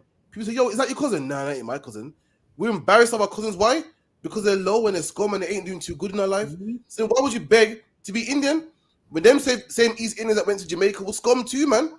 There was bombs too, but we're so low that them bombs, wow. They're bombs to East Indians, but to us, they're gold, man. Their own people didn't like them. Their own people give them to the British. Their own people said, let them clean up Jamaica, man, for minimum wage, for less than minimum wage. But to us, they're gods, man. To us, they're so holy. And I would lie and say I'm half. I would lie and say my great grandmother had half a coolie in there just to be something like them. When their own people look at them like scum, man. Their own people sold them to the British, man. They're nothing in East India. They were low. They even called coolies, man, which is a derogatory term, which were a low, what's a coolie language? Like a low-paid worker. They weren't prestige. They weren't prestige. They weren't great. They weren't of high esteem or anything. There was low workers. Servant, that was it. Indentured servants, which was poor servants, man. Servants that you could pay under minimum wage. Servants that they gave to the British. The British said, you know, we need some workers, and they gave us slum scum. Listen, they came to Jamaica naked, man, in loincloth and no shoes, man. And we think that being Indian is so great. I'm one of them. I'm one of them. But I mean, if you're gonna lie and pretend to be something, lie and say that you're a king, man. Right. Lie and say that you got some king's blood in you. Lie and say that your East Indian great grandmother was a queen at least, man. You lie and say that your great grandmother was a coolie, which is nobody. Is that how low we become that even a coolie is a plus for us?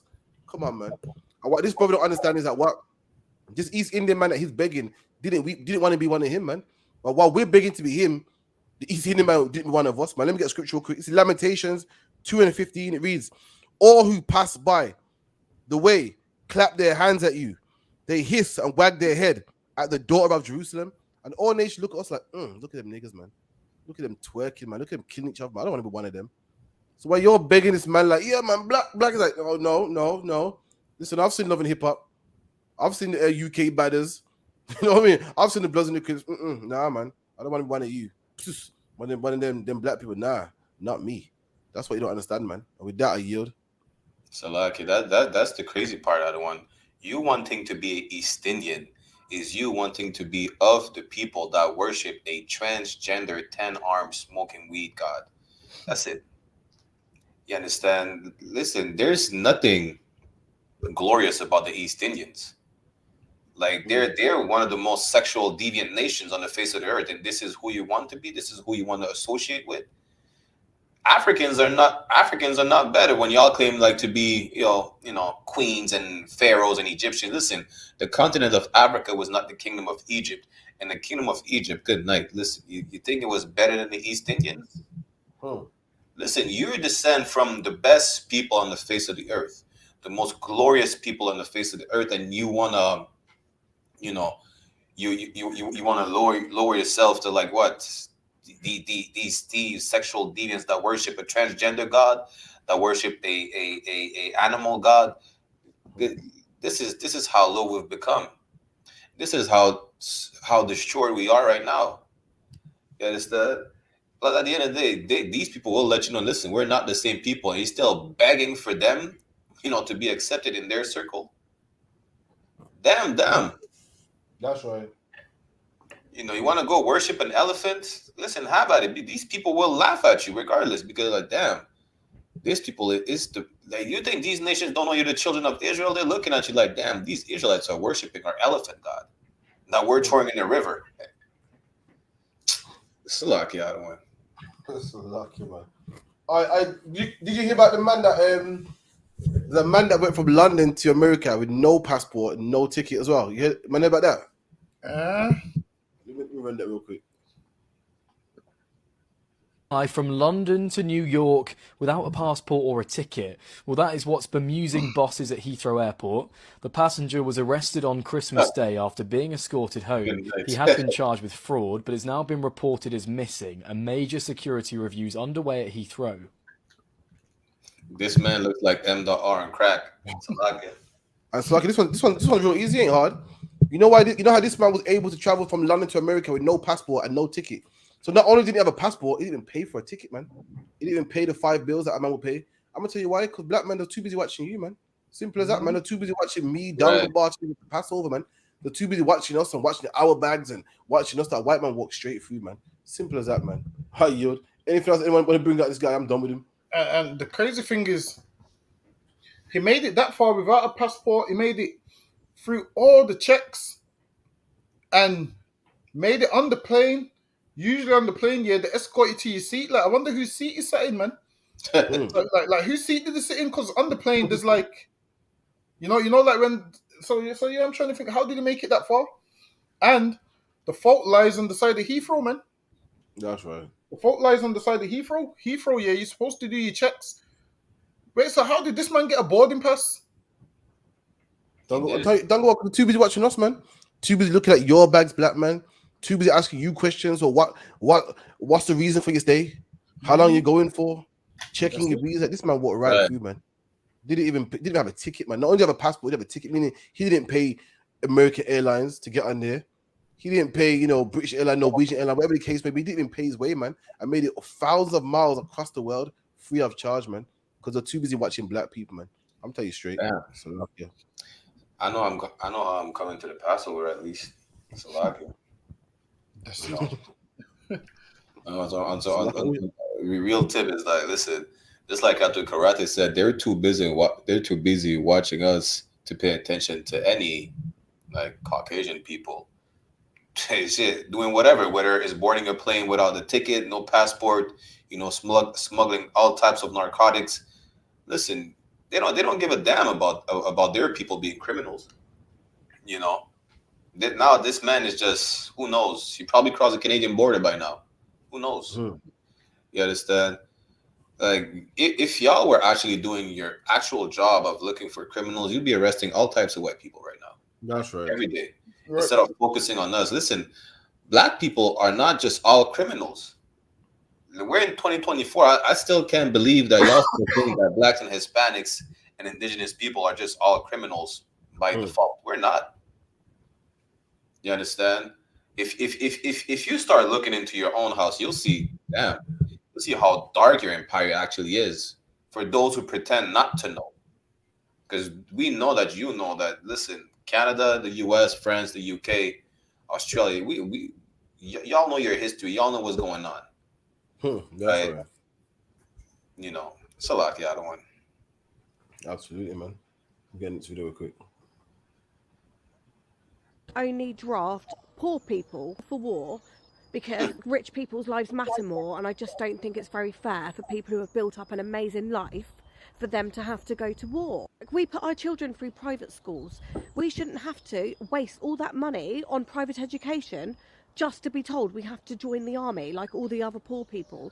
Rich people have the opportunity to live rich, fulfilling lifestyles, to go on holiday when they want, to do whatever they want. Why should they have to give all that up just to go to war when there are plenty of poor people who have nothing better to do with their lives? Like, how many unemployed people are there out there that choose not to work? Like, give them a job.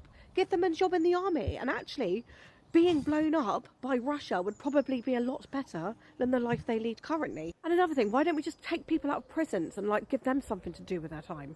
They're just a waste of taxpayers' money anyway. So my message to NATO is, and Richie Sunak, leave the rich people out with this, okay? This has got nothing to do with them. Good night. It's a lot, yeah. It's crazy. This is actually how rich people think. You know what I mean? The good news for us is black man. We in the Bible, we actually got a law against this, man. When the law says what, be not a respecter of person. A respecter of person is a man that cares for the rich more than the poor, man. The word person comes from the word personage. And the word personage is someone rich. That's what the Bible means by don't be a respecter of person. Don't be a respecter of someone rich. You know what I mean? And we got a law against that. But oppressors always are respecter of persons. That's why Prince Harry don't fight in the war, but everyone else can. That's why Prince Philip can drive without a seatbelt, but everyone else can't, because they are respecter of persons, man. And that's how they think. That's why in the Bible we got a law against this, man. It's called the law about respect of persons. When you come to these oppressors, listen, man, they respect the person who's rich. They say you're rich, so guess what? You don't have to fight. You're rich, so you don't have to do this. You don't have to do that. But man, this is why we should want our kingdom more than theirs, man. Because our kingdom, whether you're rich or poor, you must serve the Lord, man. A rich man don't get a pass, man. And this is what they think about us. When you're thinking that white people are nice and they're all good, they think that you're scum, man. They believe that you deserve to die. And your kids should go in the army and fight for them. Your kids should fight to make sure that they stay rich, man. They should get a limb blown to make sure that their kids stay rich and stay healthy. That's what they think about us, man. And who's more poor than black people? So when you're thinking about poor people, you're thinking about us, man. You believe that our children should get blown up to save your children. We've done enough blowing up, man. It's time you fight your own damn war, man. We ain't fighting no wars, man. I'm not gonna fight no war for you, so that when we finally win, I go back to the ghetto, man. Imagine that, Dunga Bar. I'm ducking and dodging bullets just so I can be free to roam the ghetto, man. I'm not fighting so I can go back to McDonald's. I'm not fighting to go back to the warehouse. You fight your own damn war, man. That way you can be free to be. You fight for your freedom and fight so that you can be rich, man. It's lucky, Yod. And it's crazy because even back in the days with like World War I and stuff, black men fought in the war and they survived the war just to come back to England and get killed by random white men anyway. Imagine your enemies in the war couldn't kill you. You survived that, but when it came to the country that you fought for and served, they killed you anyway, man. There's tons of stories when these Edomites got crazy and was burning down all the black men's houses and so forth, chasing them around Liverpool and so forth, and even killed some of them. And this was men that fought for England. Now, we've learned our lesson. We've been in 2 world wars with England, World War I, World War II. Listen, man, we've learned our lesson now. We ain't going to fight this year. And if you look at the state of England, England is under decline, man. Like, there's nothing we're fighting for. Right. Everybody wants to come to England, but when you do actually come to England, there's nothing here. The flipping, the cost of living's through the roof. They're moving the age of pension. They want to move it to like what, 71? It broke my heart, man. Already thinking of retiring. And moved it up more, man. So luck, yeah. So now you're meant to work till you're 71, and then you retire, and you can't even enjoy your life.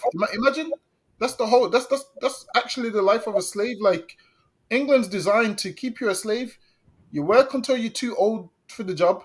You work until you can't do nothing on the job, and then you resign, and then you be dead within a year or two, man. Which means your adult life from 16 has been going in and out of jobs, talking about, oh yeah, I got my dream job. Like I hate to break it to people. Some people say I got my dream job, and I hate to break it to them. Like, look, man, there's no a black man shouldn't have a dream job working for an oppressor. I hate to break it to them that you can't have a dream job working for an oppressor. Right. Imagine someone saying I got my dream. Maybe I got no ambition and a lack of drive and whatever. But imagine you're coming and excited. I got my dream job, and you pop in bottles and balloons, and I'm there sad inside for you, thinking this person don't know that. It's lucky Dagobah. Is how you gonna have a dream job? It's like a slave saying, "Yo, I don't work in the field no more. I'm in the house. It's partying." But I get you. You'd rather work in the house, but it's not a dream job. A dream job's not work at all. It's lucky Dagobah. And I'll be crying inside for them, like it's just another form of slavery, man. But then people turn around and say he's a hater, because he ain't got this dream job. That's what they're gonna say to me. It's like one slave saying to another slave, "Yo, you're a hater," because you get me. When we're all slaves, man. Right. And this is what it is. I realize life in England is about slavery, and this is why so much people don't even want to be here like that. Even though no matter where you go, we're a slave to someone, but black people would rather leave England than go back to the Caribbean and live off the land, man. At least to get a little bit of freedom in England. First of all, the heating prices is going through the roof. Did you see that thing that said that British Gas have made 725 million increase in a year? Good night. I seen it today. All because of and you know why British Gas made all this money? Because some of you women run your mouth too much and there's no man in the house to keep you warm, man. You're putting on the heating on all them burners, running up the gas and electric. Maybe if you shut your mouth and kept that man in the house, man, they would have made 725 million. Now your man is British Gas. You've made British Gas rich. Why? Because you kicked that man out the house and it's cold without that man in the house, man. It's cold without him in the house. That man's the radiator when he's in the house. But you kicked him out and now you've made British Gas rich. You want to save money on heating? You want to save money on heating and all of those things? You go get your strong black man that will cuddle you to sleep, man. All that body heat. You can cut down your energy bills. Just a solution to lock you. The only so much a duvet can do, man. You get me? Yeah. A duvet ain't got shit on body heat, man. Duvet ain't got shit on a black man putting his arm around you, man. Sisters, you get me? But hey, listen. If you want to run up British Gas and have the duvets on you, you get me? But since in the UPK, they rather have a black man. You know what I mean? Up to you, man. Anything to bring up, Brocky? Are you good? Okay. So I see your rib says basically, according to them, we're not even British. Listen, we're not even part of this society and expect us to fight for their empire. Even us as French Benjamites, even though we're French on papers because we never got our independence, they said it themselves, like we're worse than sub-citizens. So what is there to fight for? Whether it's the UK, the whole Caucasian empire is crumbling down. Like everywhere is the same. Nobody wants to really come to America or Canada or the UK. They just have no choice, But then when they over here, it's like Dam Gabar said, listen, I'm gonna go back to the islands or to somewhere in South America, just live off the land.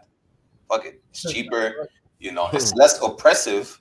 I'm on a farm with cattle and sheep.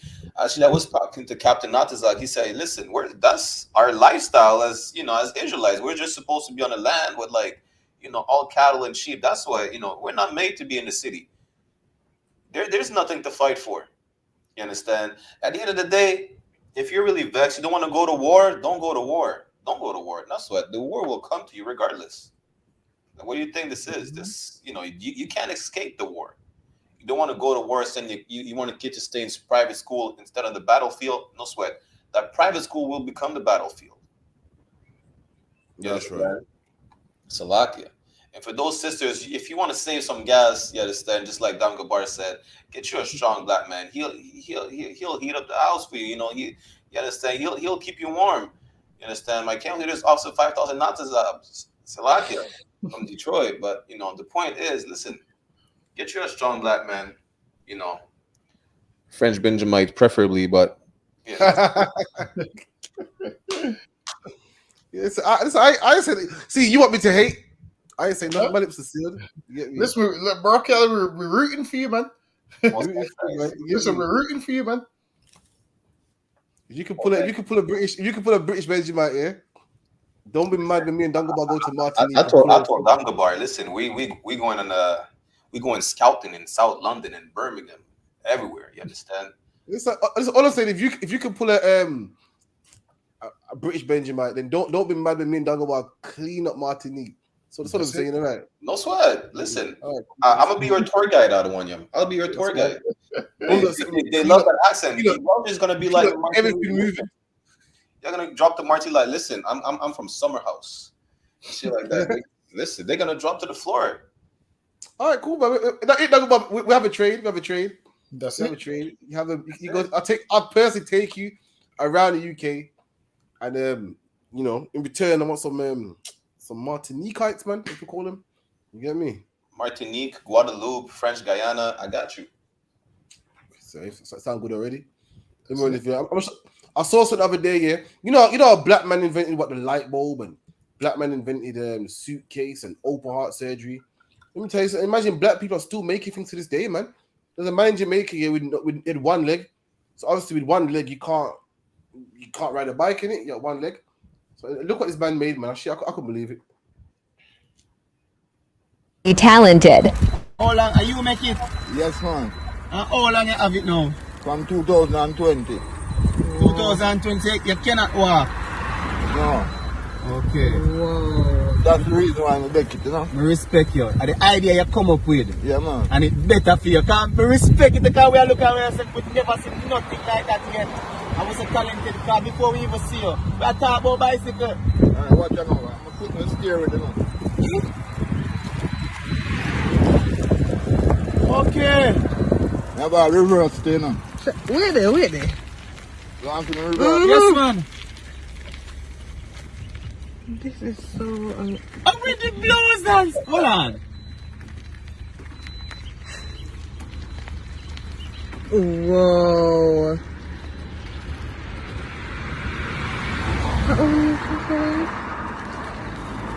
Respect me, General. Oh my God. I tell you. How was the I name?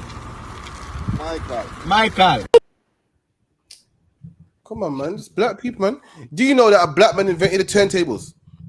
It's a fact. A black man got 2 broken turntables, yeah, and started mixing tunes. Now you can buy turntables as one set, but originally a black man had 2 and was mixing 2 different records, man. And now in August you can buy turntables as a pair. You know, black man did open heart surgery, man. You know what I mean? Black man. What other inventions did black people make? What are the best inventions you see today, man? Black man made the fridge, the traffic light, the briefcase. A black woman started open heart surgery. So come on, man. Why is it shocking to believe that a black man can do anything, man? Our brain functions different. We do everything good, man. We invented jazz, rock and roll, hip hop, even rock and roll that is today considered a white man's music genre. Black people, we made it first, man. Research it, man. They said that what rock and roll came from the streets of America, man. You can research it myself. You can Google it. So they come from the streets of America. We do everything great, man. Everything great, like everything they steal from us. I wouldn't be surprised if this bike will be used on the NHS 10 years from now to help people with no legs, man. I wouldn't be surprised. This man's from the ghetto, man.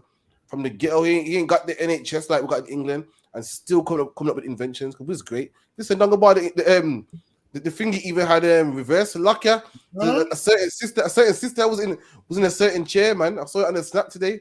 Was in a certain chair. She couldn't reverse. Meanwhile, this man don't say no names. Meanwhile, yeah, this man's reversing in his new homemade chair, man. We're too great, man. So, ain't no nation better than ours, man. We're too great, man. So like, imagine, that must tire out your arm, though, innit? Yeah, can't. That must tire out your arm, man. Damn. But yeah, man, that's excellent that he made the chair from scratch. This is just a brother that had got no what's he got no legs. Can't. He's got no legs, and he got creative, man. He didn't sit around waiting. This man said, "You know what? Instead of me waiting, I'm gonna make something, man." And this man's going from A to B. He even got the reverse on there. This man. Listen, man, that's super creative. And sometimes with us, you get the best creations from us when we got our back against the wall, man. Yeah, right. When our backs against the wall and we're forced to do something, that's when black people truly perform, when their backs against the wall. But once black people get a little complacent, they'll take a step back. And this is why our music was great at once upon a time, man. Like that, you see that emotional music that black people used to make. Why? Because our back was against the wall, man. I don't know if you've ever listened to that oppression, that reggae, man, where they're singing about their oppression. That's some of the best reggae you will ever get, man. And Right. and then nowadays, what's happened? These like we put our soul into things, man. Like say for instance, when you listen to Afro beats, have you noticed there's no soul in it? If you get what I mean. Can't. Like there's no spirit behind the music. Whereas the reason why with our music it lasts forever is because brothers put their spirit into it, man. Listen, you can listen to reggae songs from the 70s, and you still can listen to it, man. You can listen to that song. What is it? Police and Thieves in the Streets. Yeah, you know that reggae tune, innit? Junior Mervin, yeah. Is that what's his name again? Junior Mervin, I think he is. So yeah, you can listen to those kind of songs, and those songs you can blast them till this day. Now, with Afro beats, after what three weeks, you can't listen to the song no more, man, because there's no spirit in it and there's no soul in it. Whereas with us, we put our spirit into everything that we do. All the creations we created, these creations stand the test of time, man. Nowadays, there's traffic lights, which was created by black men. There's the fridge, the freezer, all of those kind of things created by us. And the world uses all our creations, man. Right. And we don't get no credit for it whatsoever. We get zero credit for it. And they just steal our ideas. And then what they do is, after they steal our ideas, they put a white face on it. Like they say, a black woman came up with what the plot for the Matrix, right? Can't. Oh, God. And then who did they put in there? A white man who Neo. Can't. Neo in there. They casted a white man. Why? And this is the things that they do, man. They steal all our creations. The reason why the Matrix was so good is because personally I've never liked the movie, but the reason why the Matrix was so good is because it was written by a black woman, man. I heard Terminator as well, right? Terminator is a prequel to Matrix, apparently, or vice versa. I can't remember, but they're meant to be linked. See, they steal all our ideas, even our movies. Like, say for instance, you can watch movies like just any old black movie, and you can see that they put their spirit and soul into it. Now, you name one good African movie. Name just one. Give me one good African movie. Even Coming to America is a Judite movie, really. I need one. Someone in the comments give me one good African movie. Just one. We don't do Nollywood up in here. Fuck that. Get me. Ask me for one good Jamaican movie. I'll give you Shutters. So lucky. See how easy, see how quick that was.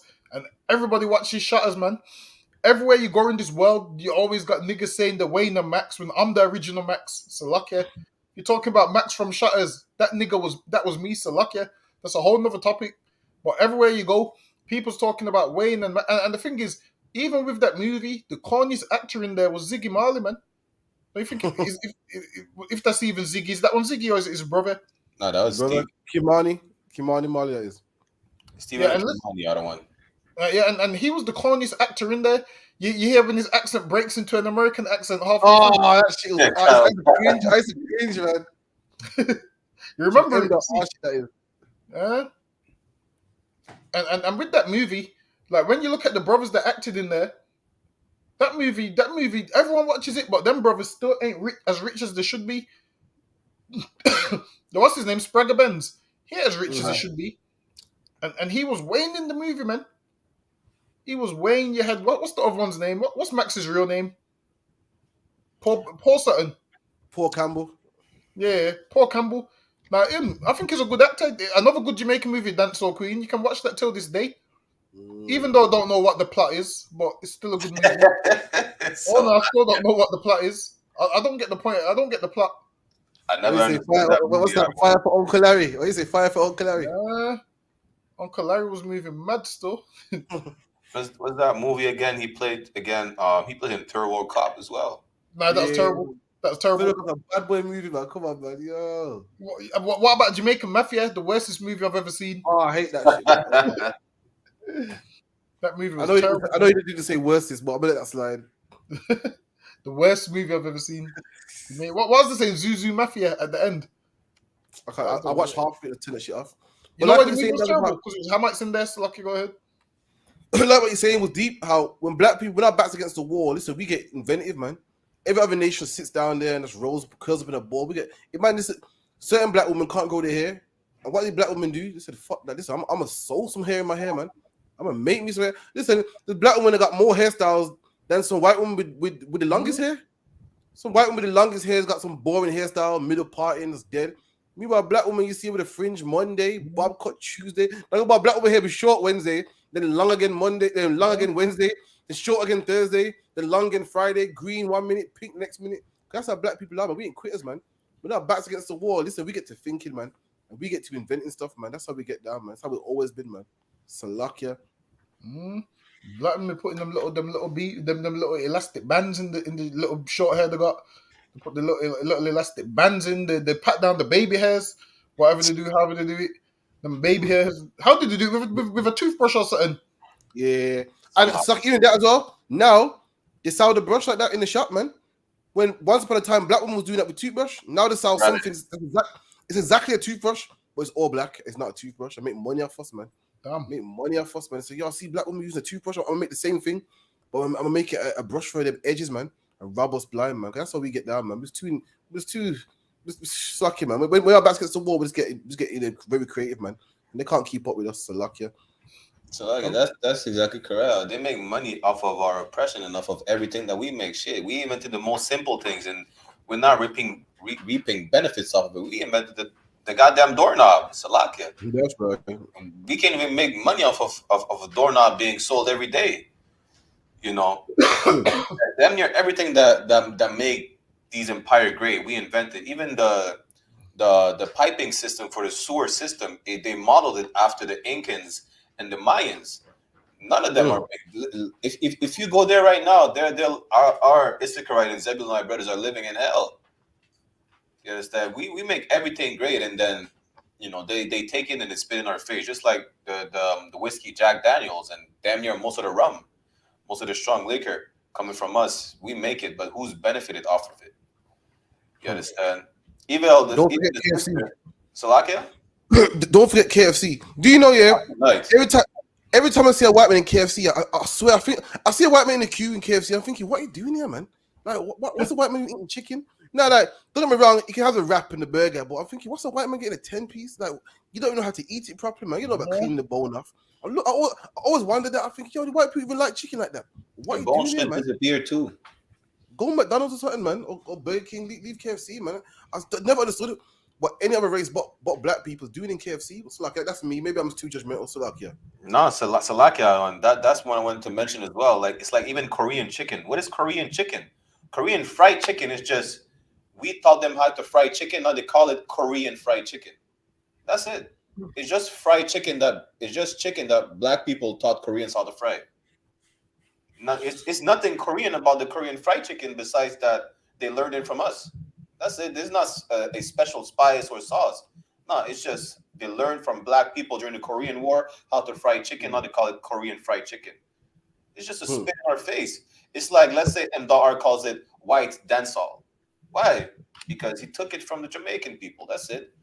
Even the sister said a movie, Hotel Rwanda, or even another movie, Zulu. Even those African movies, we stare at those African movies and we made these movies look good. If it was African people playing African movies, listen, nobody would watch it. Wakanda, if it wasn't for the brother that passed away, playing the Black Panther, listen, nobody would watch Wakanda, the movie. That's right. Nobody would watch any heathen movie if we're not in it. That's as simple as that. You understand? So did they just make money? This whole empire can only run because of our oppression. That's it. Tomorrow, Dangabar is going to come with the craziest invention ever, but they're not going to be able to take it. Why? Because he won West. If you're not in the UPK, listen, they're taking it from you. They're making all the money off You understand? Listen, you see Dungabar's new garment coming out. Listen, man, Dungabar makes the baddest inventions, man. So lucky ones you can't rub. Listen, Yeah, that garment deserves to be in a museum. I need to put it in a museum somewhere. I'm telling you. I'm thinking, do I bring the two? Why you reckon I bring the two wolves back to Passover? I don't know. You know. I think you should redo it. Yeah, because you kind of rushed it last time. You said. Nah, I done it last minute. Yeah, get some time in it. Yeah, and just boom. Lucky, I don't want put the head of a ram with the horns instead of the wolves. Nah, man, I need the wolves, man. So like a last story, real quick. About 5 minutes left. Let's get into it real quick before we wrap up. The UK has fallen into recession. At the beginning of 2023, the UK economy bucked gloomy forecasts and grew, albeit slightly. The Prime Minister made growth one of his 5 promises. But in July to September, GDP slipped under the line, and new figures show that in the last 3 months of the year, the economy contracted. It means when you look at the whole year, 2023 grew by just a paltry 0.1%. That's the worst performance since 2009 and the global financial crisis, bar the pandemic. A difficult year and a squeeze on people's living standards.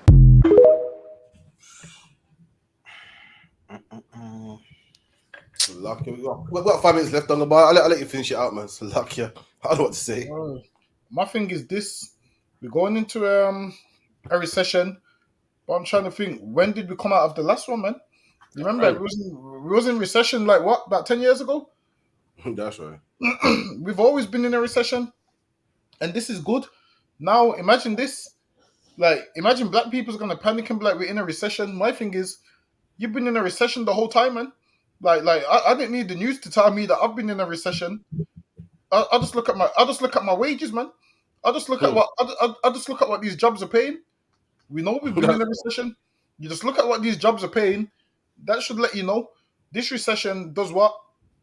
Affects these Edomites, man. So now what you're gonna have is soon now they're gonna start doing these little scams now.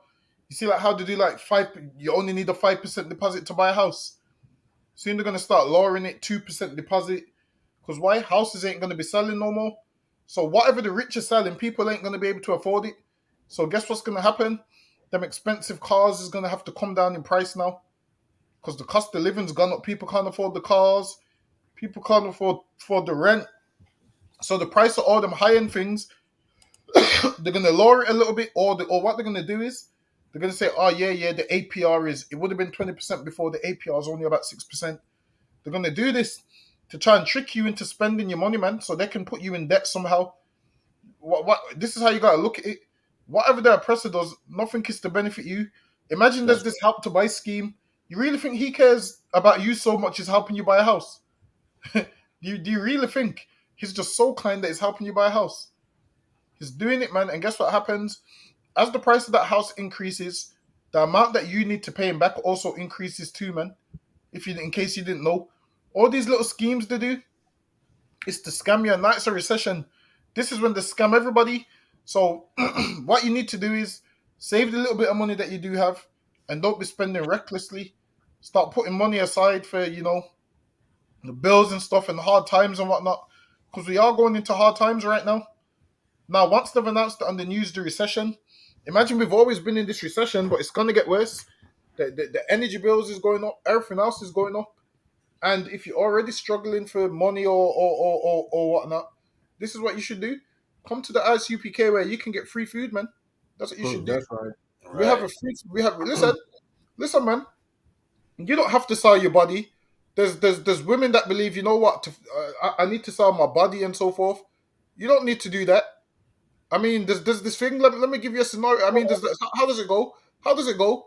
What would you do if your son was at home crying all alone on the bathroom floor? You contact the I.S.U.P.K for the food drive. That's what you do if your son. That's right.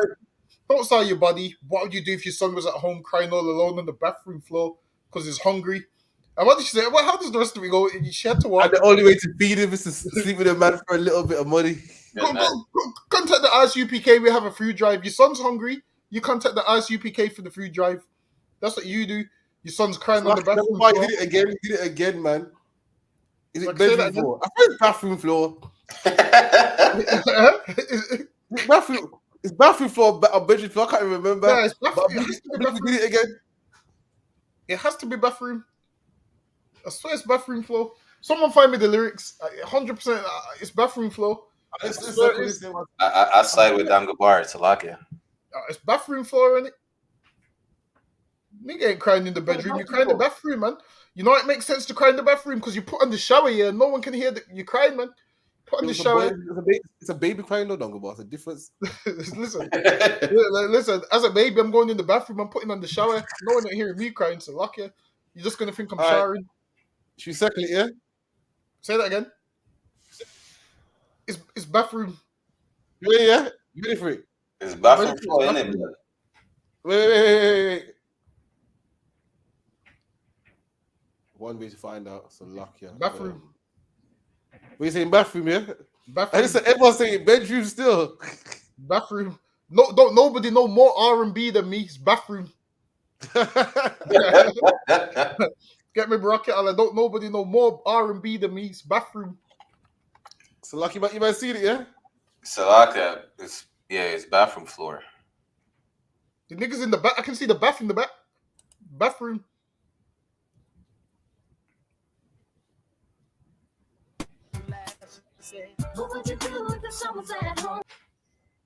So lucky, man. It's like bedroom still. It didn't even play. I don't think it didn't play.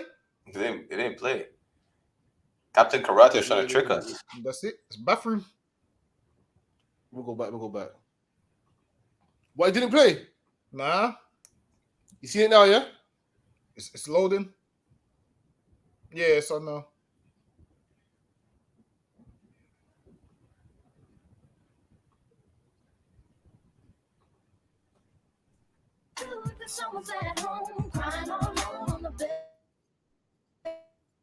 That's bathroom, man. Bathroom floor. Bathroom floor. Listen. Bathroom floor. What? Listen. You know, you see how they update the version and they change the lyrics and everything. You understand? That's what happened, right? It's called they're running a remix or they mixing it up. They're playing the M.R version. You get me? They're playing the clean version. They're playing the clean version right now. They're not playing the raw version. You understand? Yeah, you have to find the original version, not the edited version. It's bathroom. Dagobah's the bathroom. Same bathroom. It's bathroom. What's the luck, yeah? What time you at now? 23:02. Most High in Christ. So make sure you're there at the Purim, 22nd, 23rd, Wednesday and Thursday. Thursday and Friday. Thursday and Friday, really? Yeah, Thursday and Friday. Nah, Thursday, Friday, 22nd, 23rd. So lucky, yeah. Mine's everywhere. Thursday and Friday, 22nd, 23rd. Make sure you're there. Bracket Allah. For commentary, live from France. You get me? Live from France. This is Napoleon's slave master, you know, Napoleon's future slave master, you know. Damn right. Toussaint the Overture, you get me? We got Dunglebar, the two moves, King Charles slave master in the future, you get me? Prince Philip. That's it. Who else, Dunglebar? Who else? We're in England. Yeah, kind. Everybody's Elizabeth's, everybody's. Get me? All of them, man. Big to everyone in the chat. Like, share, subscribe. Make sure you're there. Oh, Dunglebar, you're gonna boycott in the ends, man. Fuck it up. It's definitely bathroom. You see what I'm gonna do after the show. I'm gonna read the lyrics, but it's 100% bathroom. The thing is, the boy was hungry, and he was in the bathroom crying because he's hungry. It's bathroom. Don't say bedroom. Why would he think about it? Why would he say bedroom over bathroom? Oh man, you like me? All right, man. 5 minutes coming through. We'll be again next week, man. You know what I mean? Yeah. I say shalom. This a Batman too. I promise you, this shit lit, cuz this shit lit. Alright, run that joint.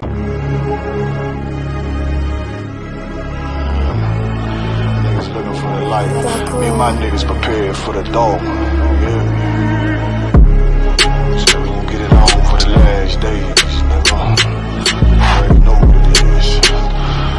140 for the rebel. They in the build, we in the spot. We can go to war and see who make it out. Earn your stripes, dog, you with us or not. We can get it on when it's on, it don't never stop. First you get that power, gotta hold it down. Watch your step, boy, you on holy ground. They in the build, We in the spot. We can go to war, let's see who make it out. It's a problem, tell them pop ball. I die for I let my colors fly, boy. For a nigga take me, they'll drop dead. AR, clean them up like a mop pig. Say he cool, he bad, he really so tough. They like, damn, look what he did to Billy go rough. Little bitch think she Kiki Palmer, silly hoe. She know I'm that bull, but I ain't from Philly though. From the city where they say about that ribbon like petty poops. Know them niggas plotting, gotta deal with me. Can't catch me slipping, got to steal with me. Just left Alabama, bought a chopper from some hillbilly move. He made my feel the blade. Leave them all bruised, come through like a plague. Rebel off the leash like a dog out the cage. Call me Johnny Blaze on One West May. Watch your step get stretched like a limousine. So my brother bring that blade back wet. That's my enemy. Little nigga, this that cold, need to talk. Niggas know I got blood in my cup. I just sip it like it's grenadine. They in the building, we in the spot. We can go to war, let's see who make it out. On your stripes, dog, you with us or not. We can get it on when it's on, it don't never stop. First you get that power, gotta hold it down. Watch your step, boy, you on holy ground. They in the building, we in the spot.